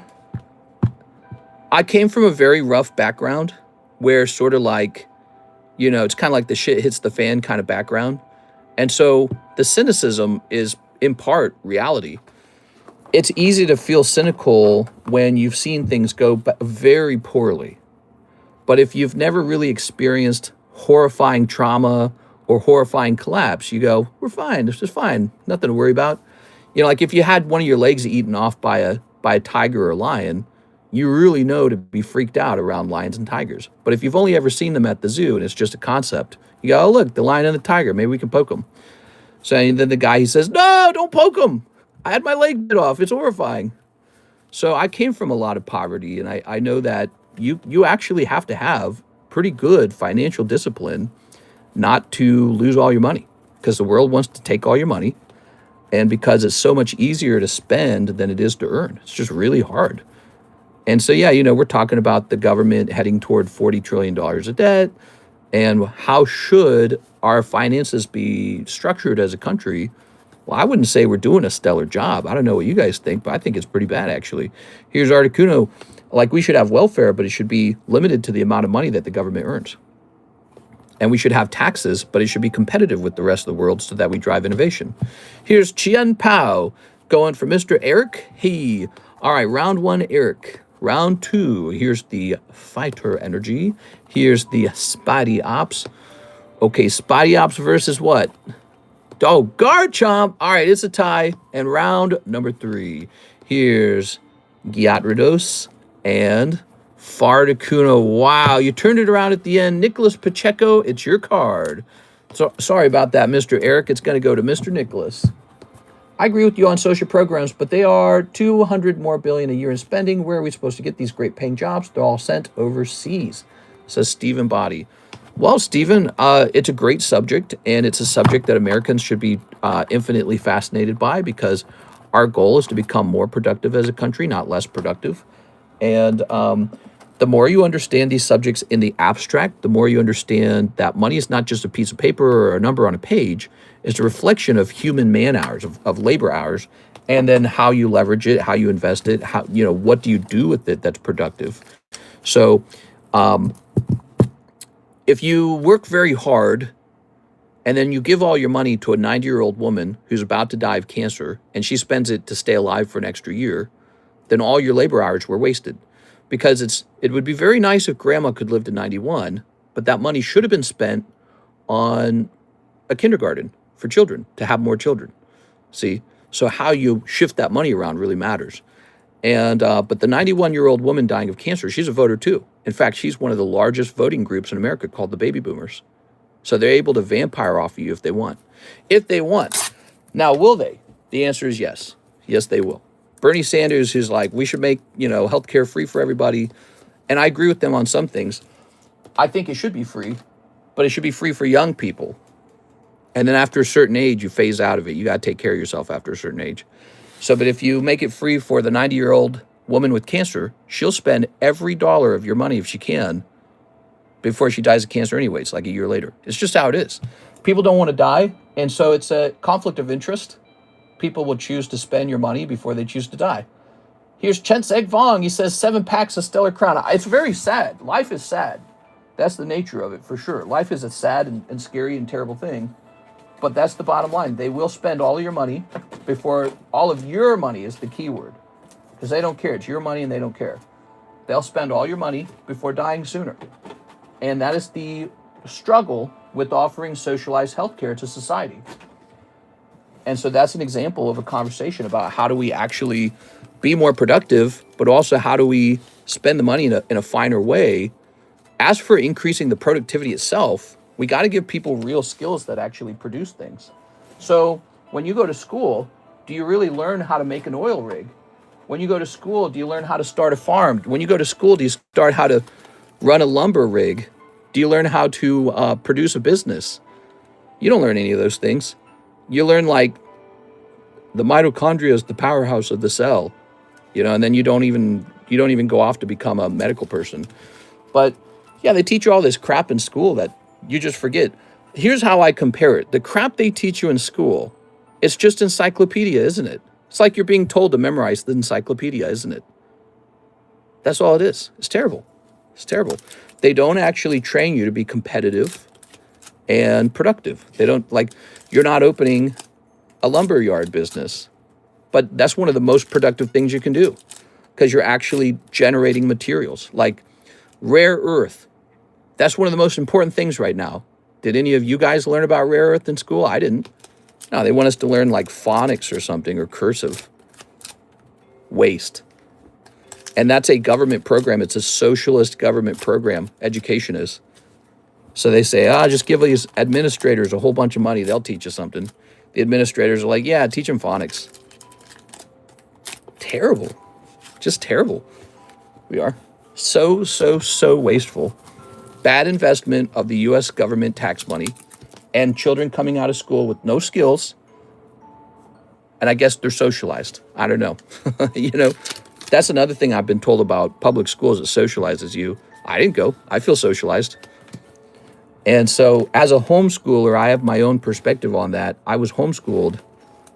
So the government spent exactly $0 educating me when I was a kid. I turned out okay. Here's Earthworm. Let's see. Trump is trying to bring back the jobs. Yeah, I've heard about that. The jobs are sent overseas for the time being, but a lot of the overseas jobs will be shifted to AI. TSMC is in Arizona, huge employer and largest semiconductor foundry. Wow, that changed the way I think about healthcare. Yeah, when Bernie Sanders talks about free healthcare, he is representing not young people. He's popular among nervous young people who don't have any money. But he is 1,000% representing the baby boomer class. He is talking about young people who have the very fewest number of health problems, sending all their money over to elderly people who grew up, by the way, in the wealthiest, easiest, lowest tax economy in all of world history. That's what they had. They went on vacations. They owned a nice home. They owned 2 cars. They raised 3 kids like it was nothing. They had the best economy. They ruined it. And now they're going to vampire off of you because you're going to get free health care. It's not free for you. It's free for the elderly. So if you change the rules and you said, well, it can be free, but only up to a certain age, like maybe like 40 or maybe like 45, I'd vote for that tomorrow. That sounds fine, because you're still working at the age of 45. But there's a certain age where you stop working. So if you take all that money and you give it to somebody who doesn't work anymore, you just kind of, I don't want to say it's not morally good, but from a financial perspective, you're just kind of throwing that money away. And to extend their life, and whose job is it really to keep you alive forever? It's your job.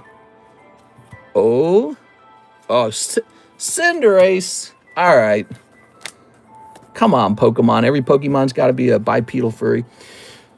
1 Cinderace for Mr. Chenseg Vong. Thank you so much, man. I don't hate old people, by the way. I'll be old.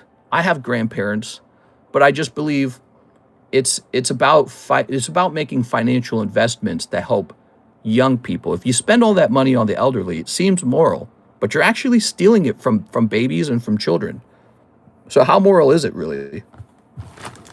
And the elderly, they probably do not care. They're trying to survive. So when humans go into survival mode, they do not care anymore. They're like, yep, just keep me alive forever, please.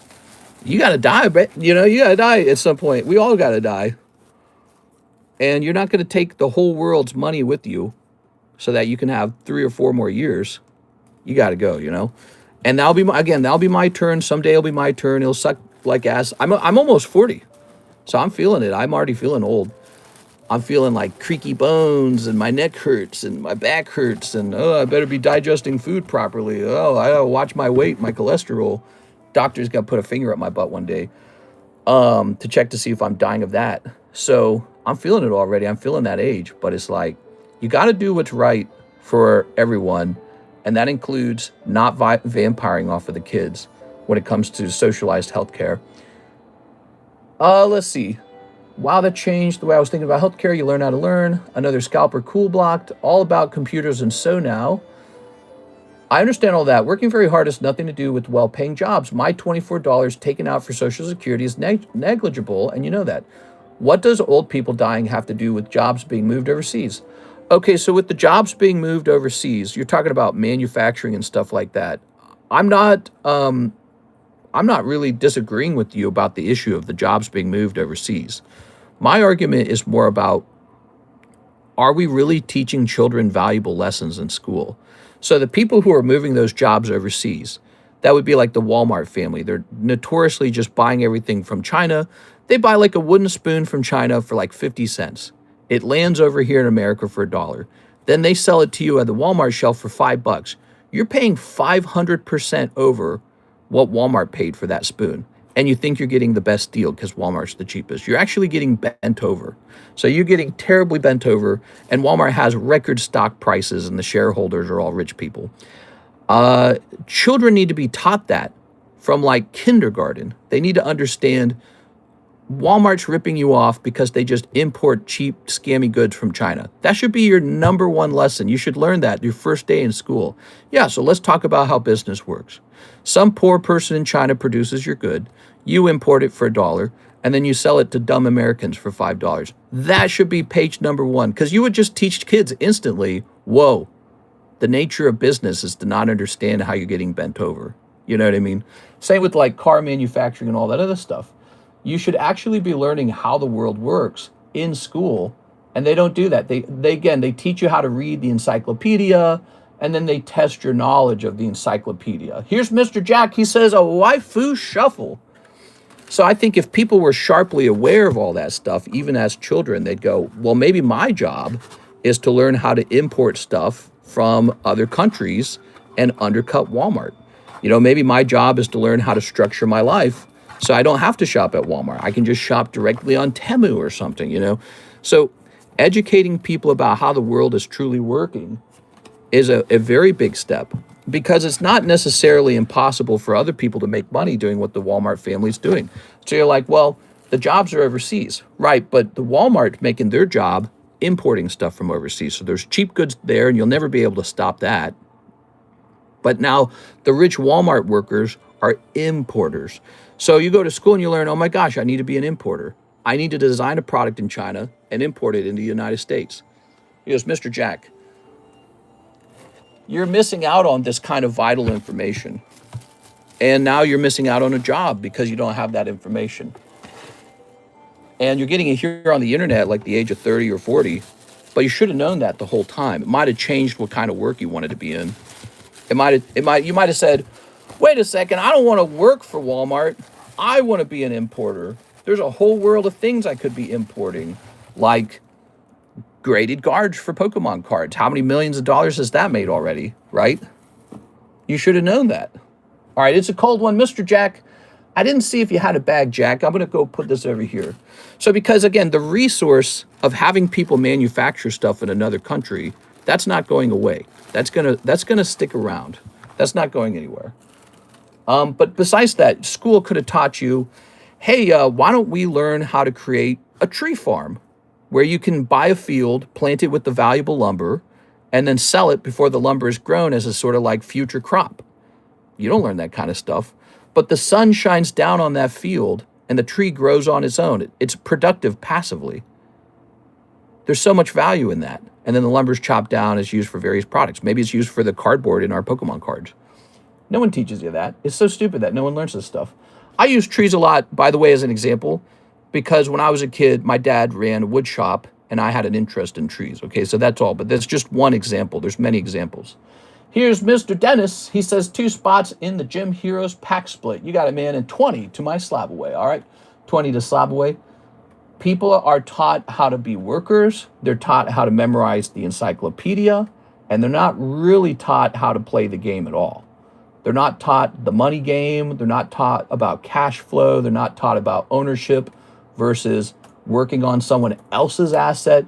You can work on your asset, or you can work on someone else's asset. You can work to make Taco Bell a valuable company, or you can make your competing taco company that steals sales from Taco Bell. See, they don't want you to know this. Why would they teach you this? This is not useful for your owners, your corporate owners that probably pay for the politicians not to teach you those things. 2 spots, and that's conspiracy, but I think there's probably a little bit of truth to it. The people at the top have no interest in teaching you how to truly compete with them. They don't care if you are just this useless person who absorbs a socialist paycheck, where they're like, okay, here, you can have some of the money, just as long as you vote for me. You know what I mean? They don't care. They don't care if you're actually successful. They've said for probably hundreds of years, thousands of years, vote for me, I'll give you free stuff.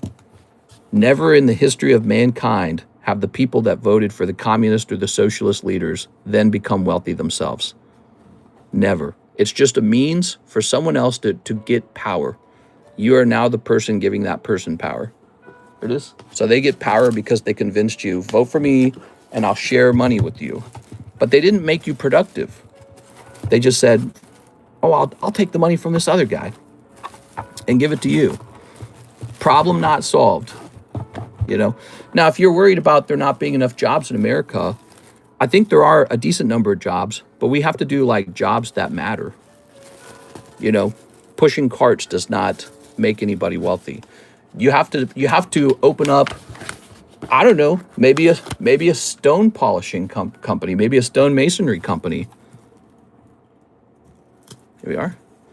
You have to open, how about this? How about a company that uses AI to build homes better or faster? That'd be interesting. That's kind of cutting edge. Somebody's out there doing that, by the way. Okay. There you are. But if you own a company, you turn out like them, they started with your thinking. Make sure to like and subscribe. We don't have the space for that, nor the way to dispose of the waste. What about America making everything? So, you know, so capitalists, free market capitalists do not actually truly believe Americans producing all the goods is necessarily a good thing. If you learn about economics, there are economists that believe we are wealthier because China's making all our goods for us. So they do it cheaper and faster over there, which is a form of productivity.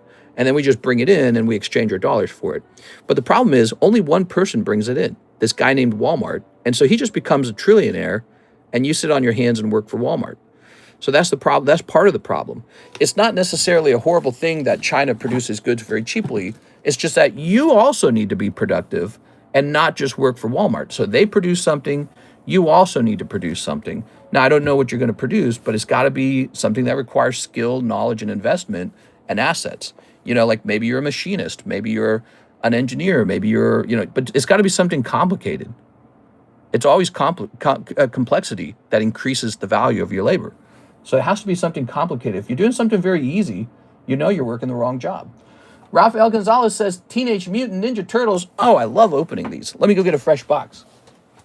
There's always something complicated.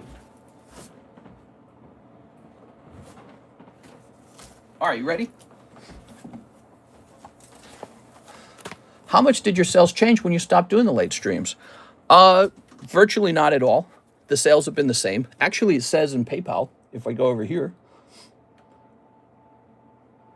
give me a second, I'll log in. I take back from the government passively as VA disability that surpluses my yearly income by $48,000 a year. It's wild. I had a retired military member mentor me. My hubby and I are 7.5K passive now. Hold on, let me grab this. I heard that my brother is on veteran disability. He was in the Air Force. All right, so it says here, right here, I'm up 9% on my eBay sales. When I zoom into it, PayPal advertises PayPal working capital to me. What the hell? It says average order value is up. Actually, it says total customers up 5% right now. Wow. So yeah, it basically hasn't changed.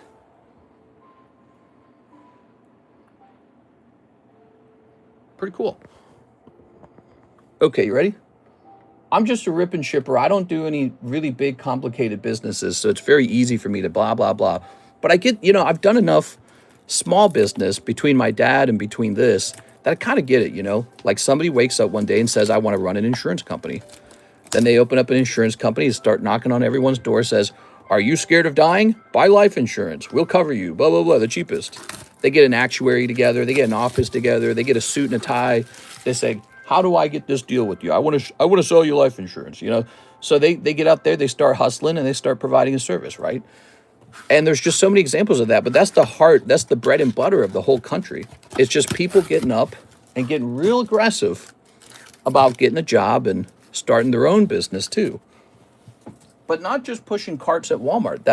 That's just never going to cover the value of like a surgery or cover the value of like a home, because those jobs are complex. The cart pushing is not, so it has no value.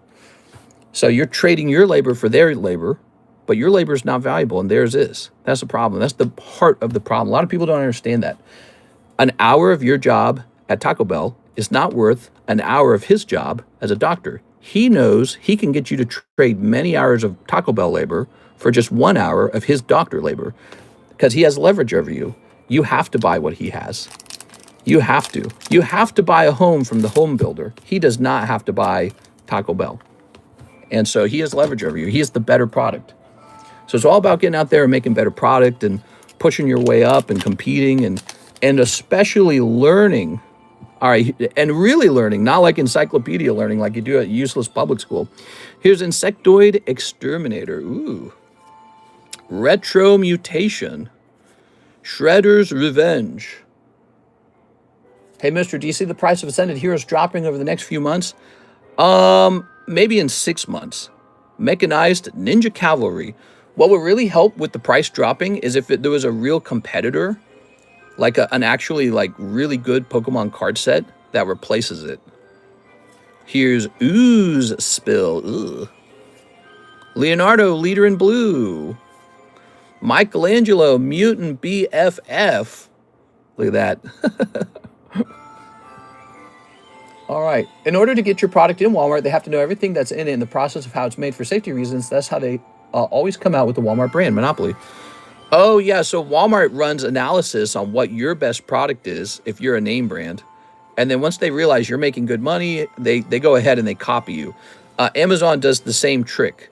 Here's Mikey Leo, Chaos and Order. Here's Rat King, Pale Piper. The Ooze. No. Here's Trouble in Pairs. Oh my gosh, I love this artwork. Look at this, guys. I wish it was hollow. And Raphael, Ninja Destroyer. Wow. This set's amazing. All right. Yeah, so in order for Ascended Heroes to go down in price, A, they have to reprint it, and B, there has to be a competing card set that pulls people's attention away. And then, yeah, I'll probably drop a little bit. It's a great set. Go check out Trump's Pearl Harbor comment. Let's see. Is there anyone on the Nido sub list? Yeah, I think there's like 1 or 2 people already on the new round. Only 3 chances left to get into that Nido King break, guys, because there's only 3 sub lists left, if you think of it that way. So you got 3 shots left. He is Swamp. Okay. USAF, he served them, and now they serve him. Hope your bros well, and thank you for your service. Yeah, I was the brother who did not go into the military. I should have. I think back on it and I go, man, I could have used the help, the financial help of the military, but also, you know, it's kind of like missing out on an adventure a little bit. And I went to college instead. I had a job at Target, and then I had a job at Sears and Target, and then I had a job at Coca-Cola. And what I did was I went to the community college, and then I went to like a real college, like a 4-year university. So I kind of went to school a whole bunch, but my brothers, 2 of them, one went into the Army and the other one went into the Air Force. And I guess he like hurt his back or something. It was a non-combat situation. Look at this. Ooh. All right, very nice. Any Yu-Gi-Oh! The new set? No, not yet. I did pre-order it. Is it already out? Let me see if it's on the way. Why didn't you tell U.S. allies about the war before attacking Iran? We want a surprise. Who knows better about surprise than Japan? Why didn't you tell me about Pearl Harbor? Whew.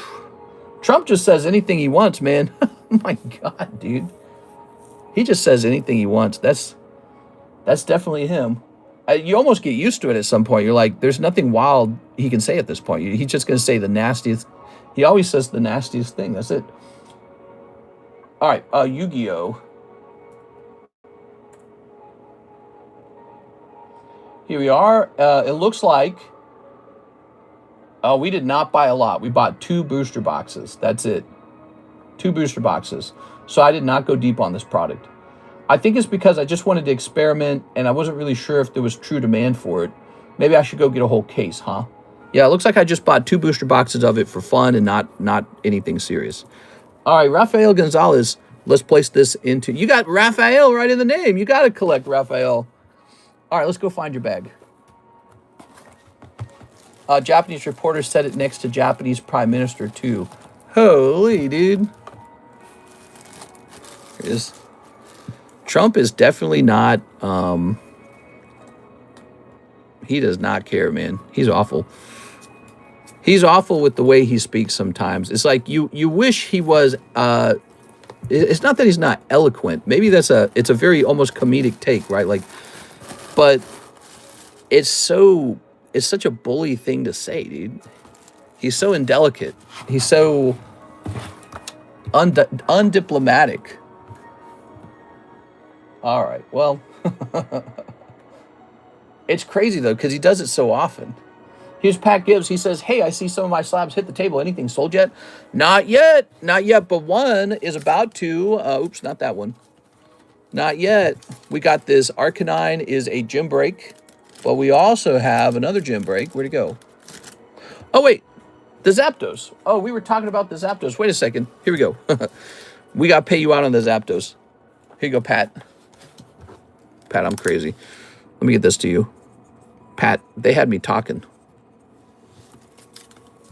Pat Gibbs, guys. Don't let me do that. Don't let me miss paying this guy out.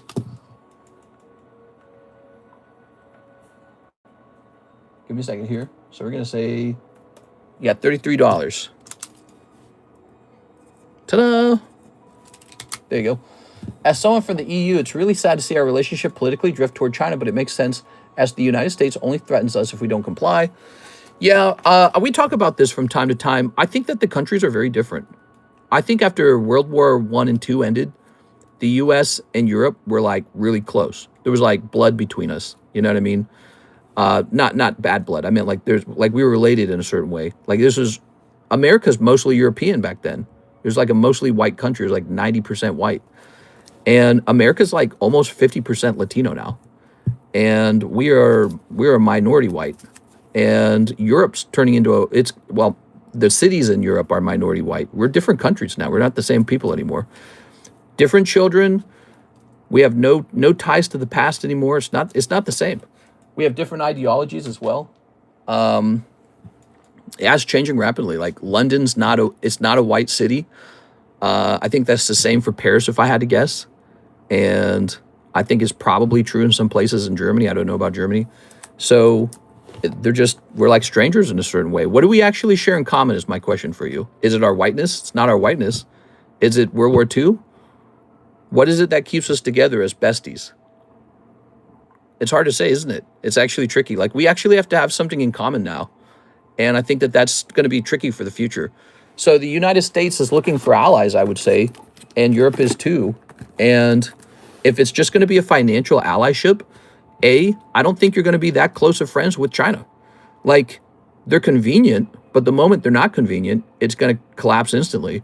And I think your relationship with the United States was also kind of just financial. So the moment that we're no longer financially convenient for Europe, you don't want us anymore. Why would we be friends otherwise?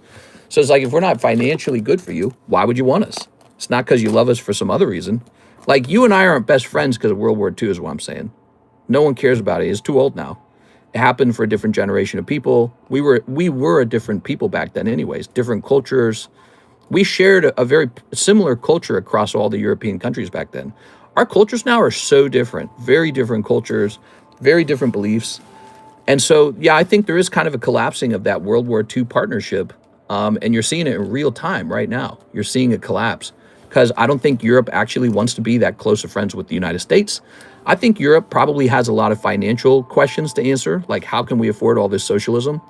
And they're saying, hey, we know one way to do it. We'll just be really close friends with China and they'll give us cheap stuff maybe, or I don't know.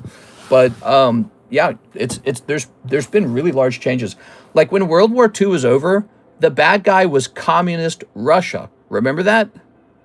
Germany now has a higher tax rate than China today. People in China pay less taxes to the communist government than Germans pay to their government. It's communist Germany. So the countries have changed, the values have changed, the people have changed, the race of the people have changed. No one's connected to World War II anymore. We're in a new time period. We don't have like a lived experience of World War II. You can watch it on TV, but we don't have a lived experience of it. And so, like, what are we now? What are we? Who are we? Let's see. As someone from the EU, hopefully the next administration focuses on improving international relationships, language, culture, humor. Does not the U.S. have the biggest world debt? Says Mr. Fredericks. It might. Yeah, I think the U.S. is a debtor country. And right now, the United States dollar is the world reserve currency. And I warn Americans all the time that we cannot allow our debt to grow too large, because if people abandon the dollar, That would be a big world order change. But first of all, there would be hyperinflation in America instantly, like overnight. Like, people don't always understand that in America. They don't really understand money. They don't understand world money. And they don't get that if everyone decided to use the yuan rather than the dollar, first of all, it would force America to go to war, by the way. So you would instantly trigger a war. But two, you'd have hyperinflation in America. And so our ability to buy stuff from Walmart would disappear. Like, you'd go to Walmart to buy that wooden spoon I talked about, the $5 wooden spoon, and it would cost $500 for a wooden spoon. That's what would actually happen. Americans can't conceive that. They can't imagine that. But, that was what was happening in Germany before Germany started World War II. So it triggers war. The moment you have hyperinflation, especially with the world power, you get war, because that country will rather blow up other countries rather than, die of financial problems. So, there has to be a continuing effort to for countries to get along peacefully, and for there not to be some sort of crazy collapse, especially for America as a nuclear country. Same with Russia, by the way. Everyone's mad at Russia because they invaded Ukraine, and they shouldn't have. But also, we can't have a nuclear war trigger, and we can't have Russia collapse either. Who wants a collapsed Russia while they're sitting on all their nuclear bombs? So, hopefully Putin, ages out or something, or gets replaced. He probably won't. We'll see. We'll have to see what happens. What is worse, socialism or debt? Socialism causes debt. The reason the United States has so much debt is because of socialism, right? So the reason the United States spends more money than it has is because of Social Security, Medicaid, Medicare. By the way, you guys say we have no socialized healthcare. That's not true. We have some of the most expensive socialized healthcare in the world. We have something called Medicaid, Medicare. It's like half of all the money we spend in our government. It's just that one thing. And so we actually cover a ton of healthcare for people in America for free. So a lot of you guys don't know that in Europe, maybe, because you guys are always talking about how you have free healthcare. America has free healthcare. It's just not for everybody. They kind of check to see if you're poor first, or if you're old, or if you're a minority. And so, so the United States, all that debt is from free healthcare. It's from free money for old people who, I guess, paid into Social Security, but then the United States government spent that right away. It's all the welfare. We just spend unbelievable amounts of money on welfare and act like we have the money to do that, but we actually don't. We're out of money. And I think that Europe's out of money. By the way, I think Europe's also out of money. You guys are having the same problem. And I think Europe and America should be capitalist democracies where people have to go to work and earn their stuff. And that's the way the world was forever. And only in the last very recent, 200 years, have we started the communist utopias. And I think they've been over and over again, resounding failure. China is supposed to be communist, but they're not. They actually pay less taxes in China right now. Hong Kong has a flat tax of 15%. China, when you're sick and in trouble, they don't necessarily take care of you. They don't go, oh, here's a free house, here's free food, here's free medicine. They don't do that. They let you die. They say, you got to figure it out or die. And they're very innovative, and they really want to push their businesses to become wealthy through competition and through trade and through capitalist ideas. So they're like a pseudo-capitalist country where the state has a regime that's in a dictatorship that's in control, but they want you to go out like a free market capitalist and develop products and sell it all over the world. And they want competitive people to rise up and grow and become wealthy, really wealthy, like billionaires. And you can't do that in Germany, though, because Germany will take all your money away if you try to do that. But you can do that in China. So China's the more capitalist country now. But we call them communist, but it's an outdated term. They're not as communist anymore. They're just a dictatorship. And Germany's not a dictatorship, but they are communist. It's the same idea. I mean, if they're taking more than 50% of your money, that's communism. It's just sneaky communism. It's the new thing. They print money and they tax you over 50%. Interesting. So what you are most against is the disability checks, not necessarily healthcare. No. I'm not against any of those ideas. I think those ideas typically are moral. They're typically good. They're like something to want to have. Right, like everyone brags about getting free healthcare and all that, like it's a good thing. We should want to have enough money to pay for those things. But if you don't have enough money for it, your government has to stop spending. So the government has to say, I'm sorry, I ran out of resources. I can't do it anymore. Everyone has to start paying for their own stuff now. So I don't think that the government helping people with their healthcare is bad. I think it's actually really good. It's like something to aspire to. But if you can't actually afford it, then you can't afford it. So you can't have a financial collapse. You have to stop, you know? And the people who vote for the politicians won't accept that. They will actually vote for the collapse. So they say, we don't care. Let's do the collapse as long as I keep getting the free money. And so that is actually a really serious problem. Again, it's a conflict of interest. When you're sick and dying, you do not care about the American flag or the German flag or the British flag or the French flag. You care about one thing only. Give me money. I'm not going to die. I'm going to vote for money. I don't care about anyone's flag. So that is a conflict of interest in the voting patterns. And democracy itself is kind of a new idea too, right? We're just talking now. We're not even opening cards. It's what, 138? By the way, there's an open queue, guys. The whole concept of democracy, that is basically a modern experiment. You know, they had it, I guess they had it a long time ago with Greece and with Rome, right? They had some concepts of it like a republic. I think Greece was a democracy. But relative to how long humans have been alive, humans have been around for a really long time. These ideas of like democracy and a republic or a dictatorship or monarchy, they keep getting tested and tried. And like in the West, for example, we let all the girls vote now. That's new. That's a new idea. They didn't do that before. Boys voted. Boys killed each other with knives. You stab each other in the guts, blow up in a trench, get shot. Their head gets shot off, stabbed to death. And girls didn't do that ever. Now girls get to vote. So girls can say, well, I don't care what the financial system is. You're going to give me money because I have babies.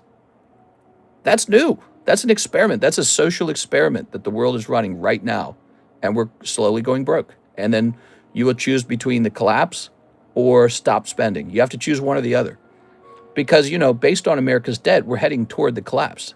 You can see it. You can't have too much debt. You'll default on the debt. You can't have that. People don't even know what that means. They don't even know what it means if America defaults on its debt. They don't understand that. We want free healthcare, but don't want to put effort into being healthy. Yeah, that's one of my subjects that I talk about a lot, Mr. Patrick. I say Americans, they don't just have a healthcare affordability crisis.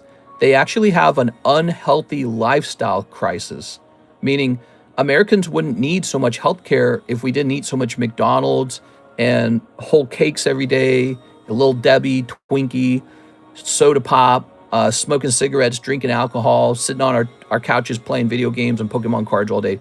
We have a health lifestyle crisis. And since we have so many unhealthy lifestyles because we're free to do what we want, the demand on healthcare is overwhelming. And that drives the price up. It drives the price up. So, you know, if most Americans were healthy right now, so like 70% of Americans are actually overweight. And I think it's like 50% of Americans are obese. It's really ridiculous numbers. And I'm working on that too, by the way, but I'm paying for it. I'm paying for it. If Americans didn't have that, if Americans were like the Japanese, where almost no one was overweight, almost no one in Japan is overweight. They have like really low numbers for that. Think of the reduction of work in healthcare. The demand would shoot down, and it would be so much easier to take care of the people who are just sick because they got unlucky. But if you're smoking a pack of ciggies, drinking a bottle of whiskey, and having triple heart bypass quarter pounders from McDonald's, why am I now on the hook to pay for your lifestyle? And that's one of the questions with paid for socialism for healthcare. And people just don't understand how expensive healthcare is. It's one of the most expensive things in the world. And it's this concept like if you throw enough money at a person, they can live forever. No, they can't. It doesn't matter how much money you throw at them, they will die. So it's like, here's this guy, he's got the triple bypass hamburgers.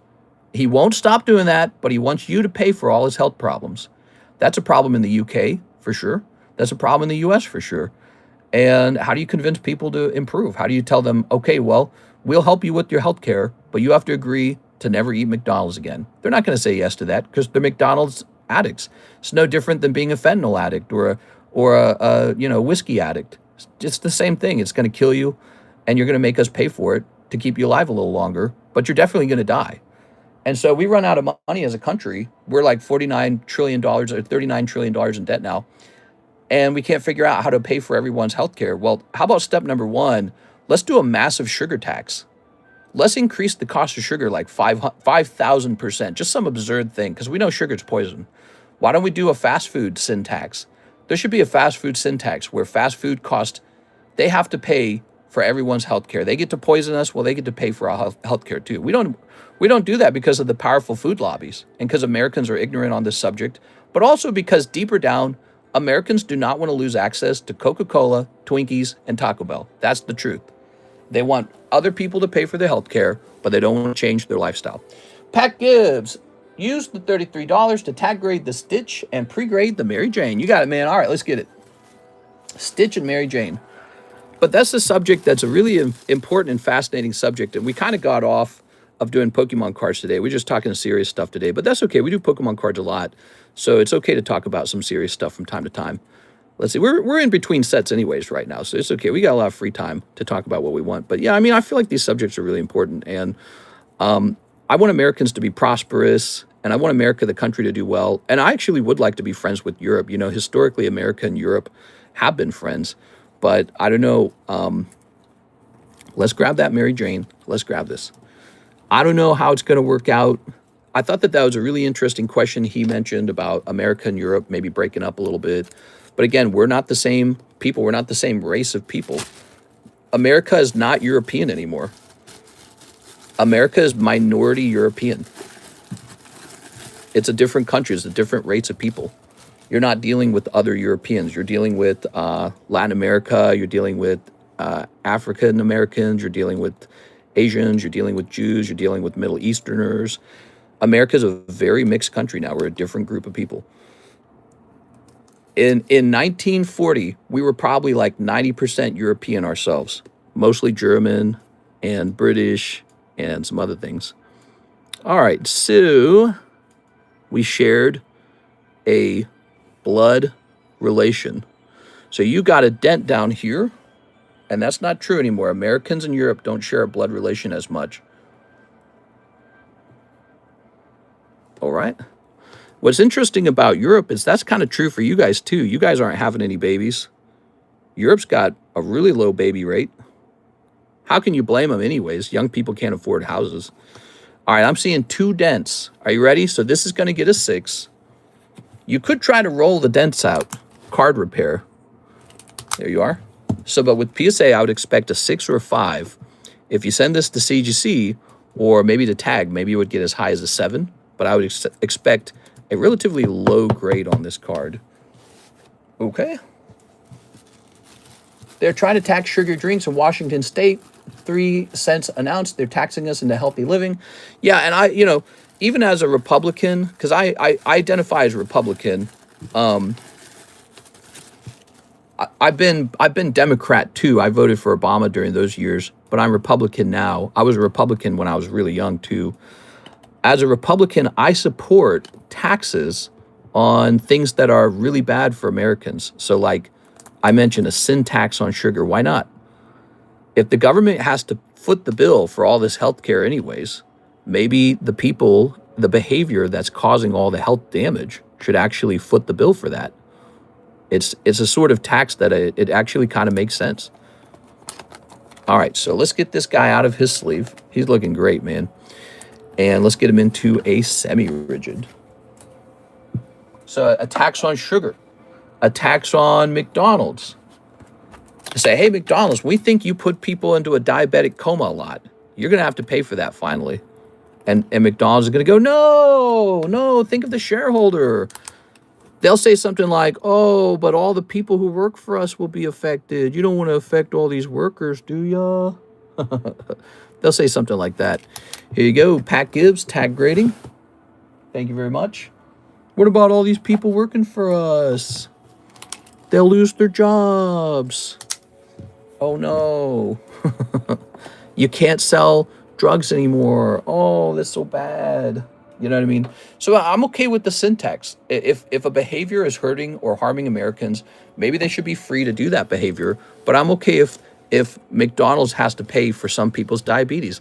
I'm okay if America has to pay for some people's heart surgery because they got really high cholesterol from saturated fats in the French fries and the fried chicken and the beef. I'm okay with that. Also, maybe it would kind of motivate McDonald's to offer a menu that's slightly healthier, because they know that maybe that it's tax related. But we don't give them those incentives. We say, yeah, you can sell us poison and we'll just let you make huge profits on it. People have too much plastic in their balls and don't want autistic children anymore. It's a big increase and they're not sure why. Yeah, the testosterone could be a combination of many things, but it could be toxins in the environment, lifestyle. It could even be like, it could just be that society's too advanced. Like if you think about World War I, a lot of men were fighting and dying. And so if men go out and they go to war all the time, only the winners come back. The toughest guys come back. And probably not all of them, but a lot of the toughest guys come back. And then they spread their genes. We don't have wars anymore. We don't do that anymore. There's no giant war. We don't do that. So you don't have this sorting system knocking out bad genes anymore. It used to be a long time ago, the jungle would eat you. You would die from disease, starvation, exposure. An animal is really big and it eats you. A barbarian comes and kills you. We don't have that sorting system anymore. So anyone gets to have kids now. Everyone lives. And then you get like Disney adults in the end. That's an unfair thing to say. But my point is that you get these increasingly fragile humans that would never survive the jungle and they never get consumed by it. You get these increasingly fragile humans and they never get defeated by war. They just get to keep living. And they go, well, where's my free stuff? And so maybe to a certain degree, and that's just theory. It's not proven probably scientifically, but it's, okay, guys, we're doing this giveaway. Jump in here, TCC for the giveaway. That's just theory, okay? It's not proven. But I mean, really think about it. Just 200 years ago, you would get consumed just by exposure to heat and cold. That's virtually solved in modern society. So genes that were tough would survive the weather. Genes that were tough would survive starvation. Genes that were tough, maybe they survived a lot of battle. Nowadays, you cut your finger on like a paper clip and you cry for 3 days and then you go have 6 children on the government's, free children money. So it's a very different sorting system. There's no more, I suppose what I'm saying in shorter words, natural selection has gone away. So if you want to talk about the decrease in testosterone and the increase in autism, where's the sorting system for good DNA and bad DNA? It's gone. You couldn't have autism in the past because you'd die. Your parents couldn't be an autism, your parents couldn't be autistic, they would die. So they wouldn't even have a chance to give birth to you. So it could be toxins in the environment, it could be TV, it could be exposure to screens, maybe it's Wi-Fi passing through the brain, maybe it's some kind of drug in the food that we eat. It's all been turned into formaldehyde, preservative garbage. Maybe it's just lifestyle. It could be many things. Maybe it's all the drugs, SSRIs, all the white girls hopped up on antidepressant, anti-anxiety medication. Are you feeling sad? You don't have to feel that. We have a pill for you. How did girls ever survive 200 years ago? They all had SSRIs back then? That's crazy talk. So everyone's on, some Medicaid, Medicare program for SSRIs, draining the U.S., Treasury. We have no money. We have $39 trillion of debt, but don't worry, everyone's on SSRIs. Are you feeling anxious? We got a drug for that. And then everyone's having autistic children. It's like, I wonder what caused that. I don't know. What are we doing differently? What are we doing differently? Getting our food from the slot machine, pumping our body full of brain drugs because we're scared of existence. We can't handle the existential crisis of reality. Everyone gets to have a kid, I guess. The kid gets to live even if it's got total disabilities. It doesn't get killed by reality, by nature. And as a society, we're just like, flippity floppity, hippity hoppity. I guess it's fine until you go broke and then it all collapses and the war comes back. Look at Ukraine. Look at Ukraine. Ukraine's an example of how even in a modern time period, if you're not strong enough, your neighbor can eat you. Look at the United States trying to take Canada, trying to take Greenland. I'm in the United States. But Trump's thinking about it. He's a bully, and he's thinking about it. He's saying, hey, I think we could just take those places. I think we could just kill the Venezuelan leader. So, and the belief that that way of existence is gone and over and obsolete, hell no, dude. It's so not. We're not beyond that. It's always going to exist. When Trump's gone, some other asshole is going to be just like him and say, we could just take Canada. He's just happened to be the biggest asshole. And it's just always going to be that way. Putin's the biggest asshole. The guy in the Middle East who says, death to America, and by the way, we're building a nuke, he's an asshole. Maybe Israel's an asshole, right? Israel's like, oh, let's blow these people up. It's never going to end. It's the building block of human evolution, so it can't end. It's impossible. It's the very nature of our DNA. It's inside of us. It's the feature. It's not the exception. It's the standard.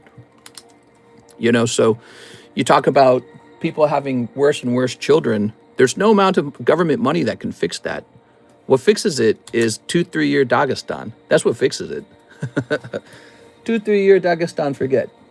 There's actually science that say autism is a difference in intelligence from one part of your brain to another. Autistic people are hyper-aware and would have been elite hunter-gatherers. That's so skibbity. I would have been an elite hunter-gatherer. All right, maybe you're right. I'm not a scientist, so everything I'm saying is pseudoscience, and take it with a grain of salt, or whatever the term is. But, yeah, I just think I want to see America do well. I want to see Europe do well. I want peace. I think everyone wants everybody wants the idyllic utopia. Isn't that the goal? Humans are aware of themselves. That's what made us special. Humans are aware of themselves. All the other animals are not. That's why we get to eat them. So we're aware of ourselves, and we can create a utopia. And everyone has different beliefs about how that's going to come about. Now, I've thought a lot about it. I don't think socialism and communism are the solution.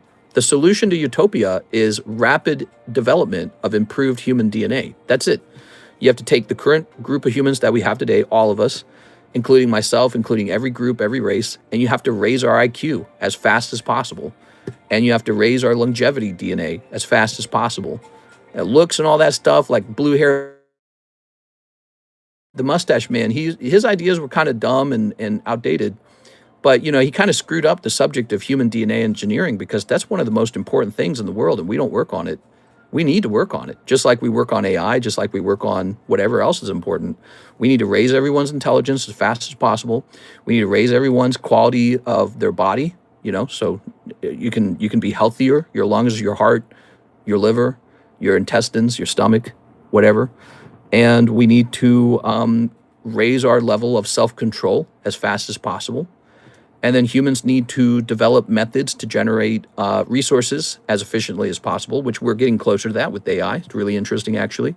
You know, in Minecraft, we got Minecraft music playing. They build these redstone contraptions that give you, like, infinite food. Like, you can have so much food in Minecraft, it's, like, pointless, right? You know what I'm talking about? Automatic farms. We actually don't have that in our world yet. In the world of humans today, reality, we do not have infinite food that is farmed by an automated system. It still requires lots of labor.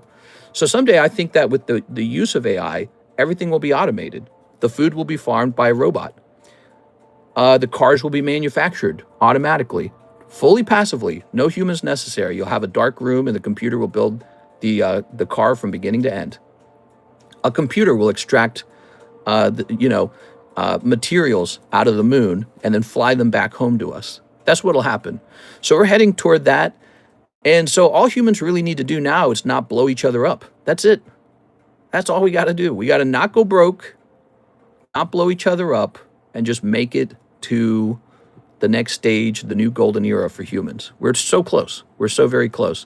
Meanwhile, you got Putin saying Ukraine has to become part of Russia. What an idiot. What an idiot. Look at how well Switzerland does, and they're just a little sliver of land. And Putin's got all this land. He's like, you know what we need to do? Invade someone else's land. What an idiot. But he's like, we got nukes, we got nukes, we got nukes. He wants to send us to nuclear war for his war ambitions. How stupid is this? And Iran, they want to build a nuke. They say, death to America, death to America. For my whole life, they've said that. And by the way, we're building a nuke. It's just so stupid. We're so close to the golden age. And we're this close to losing it, too, if some idiot gets to use a nuke. You know, if you think about it. Could send us back into a nuclear winter. But so hopefully, you know, the right people keep getting in charge and we head toward peace, and humans just work on productivity. We just work on getting increasingly intelligent and working on medicine and working on AI, of course, appears to be the link to everything. It really is, because what AI truly is it's a human. That's what it is. AI is a human. Boop. It's a slave, but it's an ethical slave. Oh, Raikou P10. Come for the cards, stay for the skibidi knowledge. Stimming is a need for data input. Always a skibidi stream. Yeah, I like to talk about this stuff, right? I like to talk about it. It's fun. It's like we're in a coffee shop and we're talking about how to save the world and stuff like that. That's what young people in college like to do. How are we going to change the world, man? It's enjoyable though, right? Collecting Pokemon cards is enjoyable too. I enjoy both things. But we can't have somebody who's like the prophet from Halo. That says Raikou P10, right? Oh, Raikou. Why was I thinking Raichu? All right, let me go back again. You can't have like the holy prophet from Halo about to activate the Halo ring because they think it's going to give them like glory in heaven. That's nuts. That's how I feel about the whole Iran situation. It's like if the Pope owned a nuke. What's the Pope doing with the nuke, dude? Hell no. No nukes for the Pope. Ah, there we are. Yeah, so God talks to me, and also I have this destroy all of a society bomb. Pass. All right. The last person needs a bomb. But even Putin, he's supposedly secular, and he talks about using them too because he wants to get rich, or he wants to get glorious motherland Russia, needs its satellite states back, or some idiot idea like that. Oh, yeah. Oh, I wrote your name on it because I assumed you would want it. Would you like to re-roll this one? I assumed you would like it. It's such a nice card. Let me know if you'd like to re-roll. To change the minds of the world, you need at least 1 billion. That's right. Wait, I think my mind's changed. I work with autists in a practical sense. Well, I work with autists too. It's called running a Pokemon shop. No, I'm just kidding. Let's see. We need to remove the nukes before the AI got a nuke. Yeah, that's an interesting thought too. I think AI is going to be a really good thing. People are scared of like a Terminator situation. I don't think that's going to happen. I don't think it'll happen. I'll keep it. All right, you got it. Very good. Thank you very much. What a nice snipe that was. You guys, it's 2 p.m. We did not open a lot of Pokemon cards. Instead, we had a lot of conversation. We talked about all kinds of fun subjects. Cardconomist does not strongly love socialism and communism, obviously. We talked about issues with healthcare, how young people are just being vampired off. That's my belief about the healthcare socialism situation. But somehow we also started talking about world finances, the issue right now between America and Europe. We talked about a lot of interesting subjects today. I'm just going to go off and go jerk off with, I'm going to go watch television with Karis. So I'm not going to do anything smart now. I'm going to go eat lunch and not think about any of these things. You know what I will be doing? I'm going to go watch that Corey Richens court case. Have you guys been paying attention to that? The lady who appears to have poisoned her husband with fentanyl, and then she wrote like a children's story about grief. I've been watching every detail of that case. I don't know why, but it's like one of the most addictive true crime stories I've seen in a long time. It's just so insane. Like I can't not look at it. It's so crazy. So I've been watching the fallout from that and the analysis. And she and I have been working on a video game together, by the way. I started writing music again. So I've got some music on my iPad now. So I'll probably do a little bit of that too. We've decided we're going to go with like a World War I aesthetic. So we're doing Advanced Wars clone, but kind of with a World War I aesthetic. That's what we're working on right now. But she and I are on vacation now, so I might show up late for the next stream. And that is because she's taken a whole week off for this last meeting for the IVF. So we're almost done with the IVF, guys. So I'll see you tonight, okay, everybody? Mister, do my order. Oh, I'm sorry, I didn't know you had an order. Let's see. I don't want to miss your order. This is Mr. David. Give me a second. Let's see.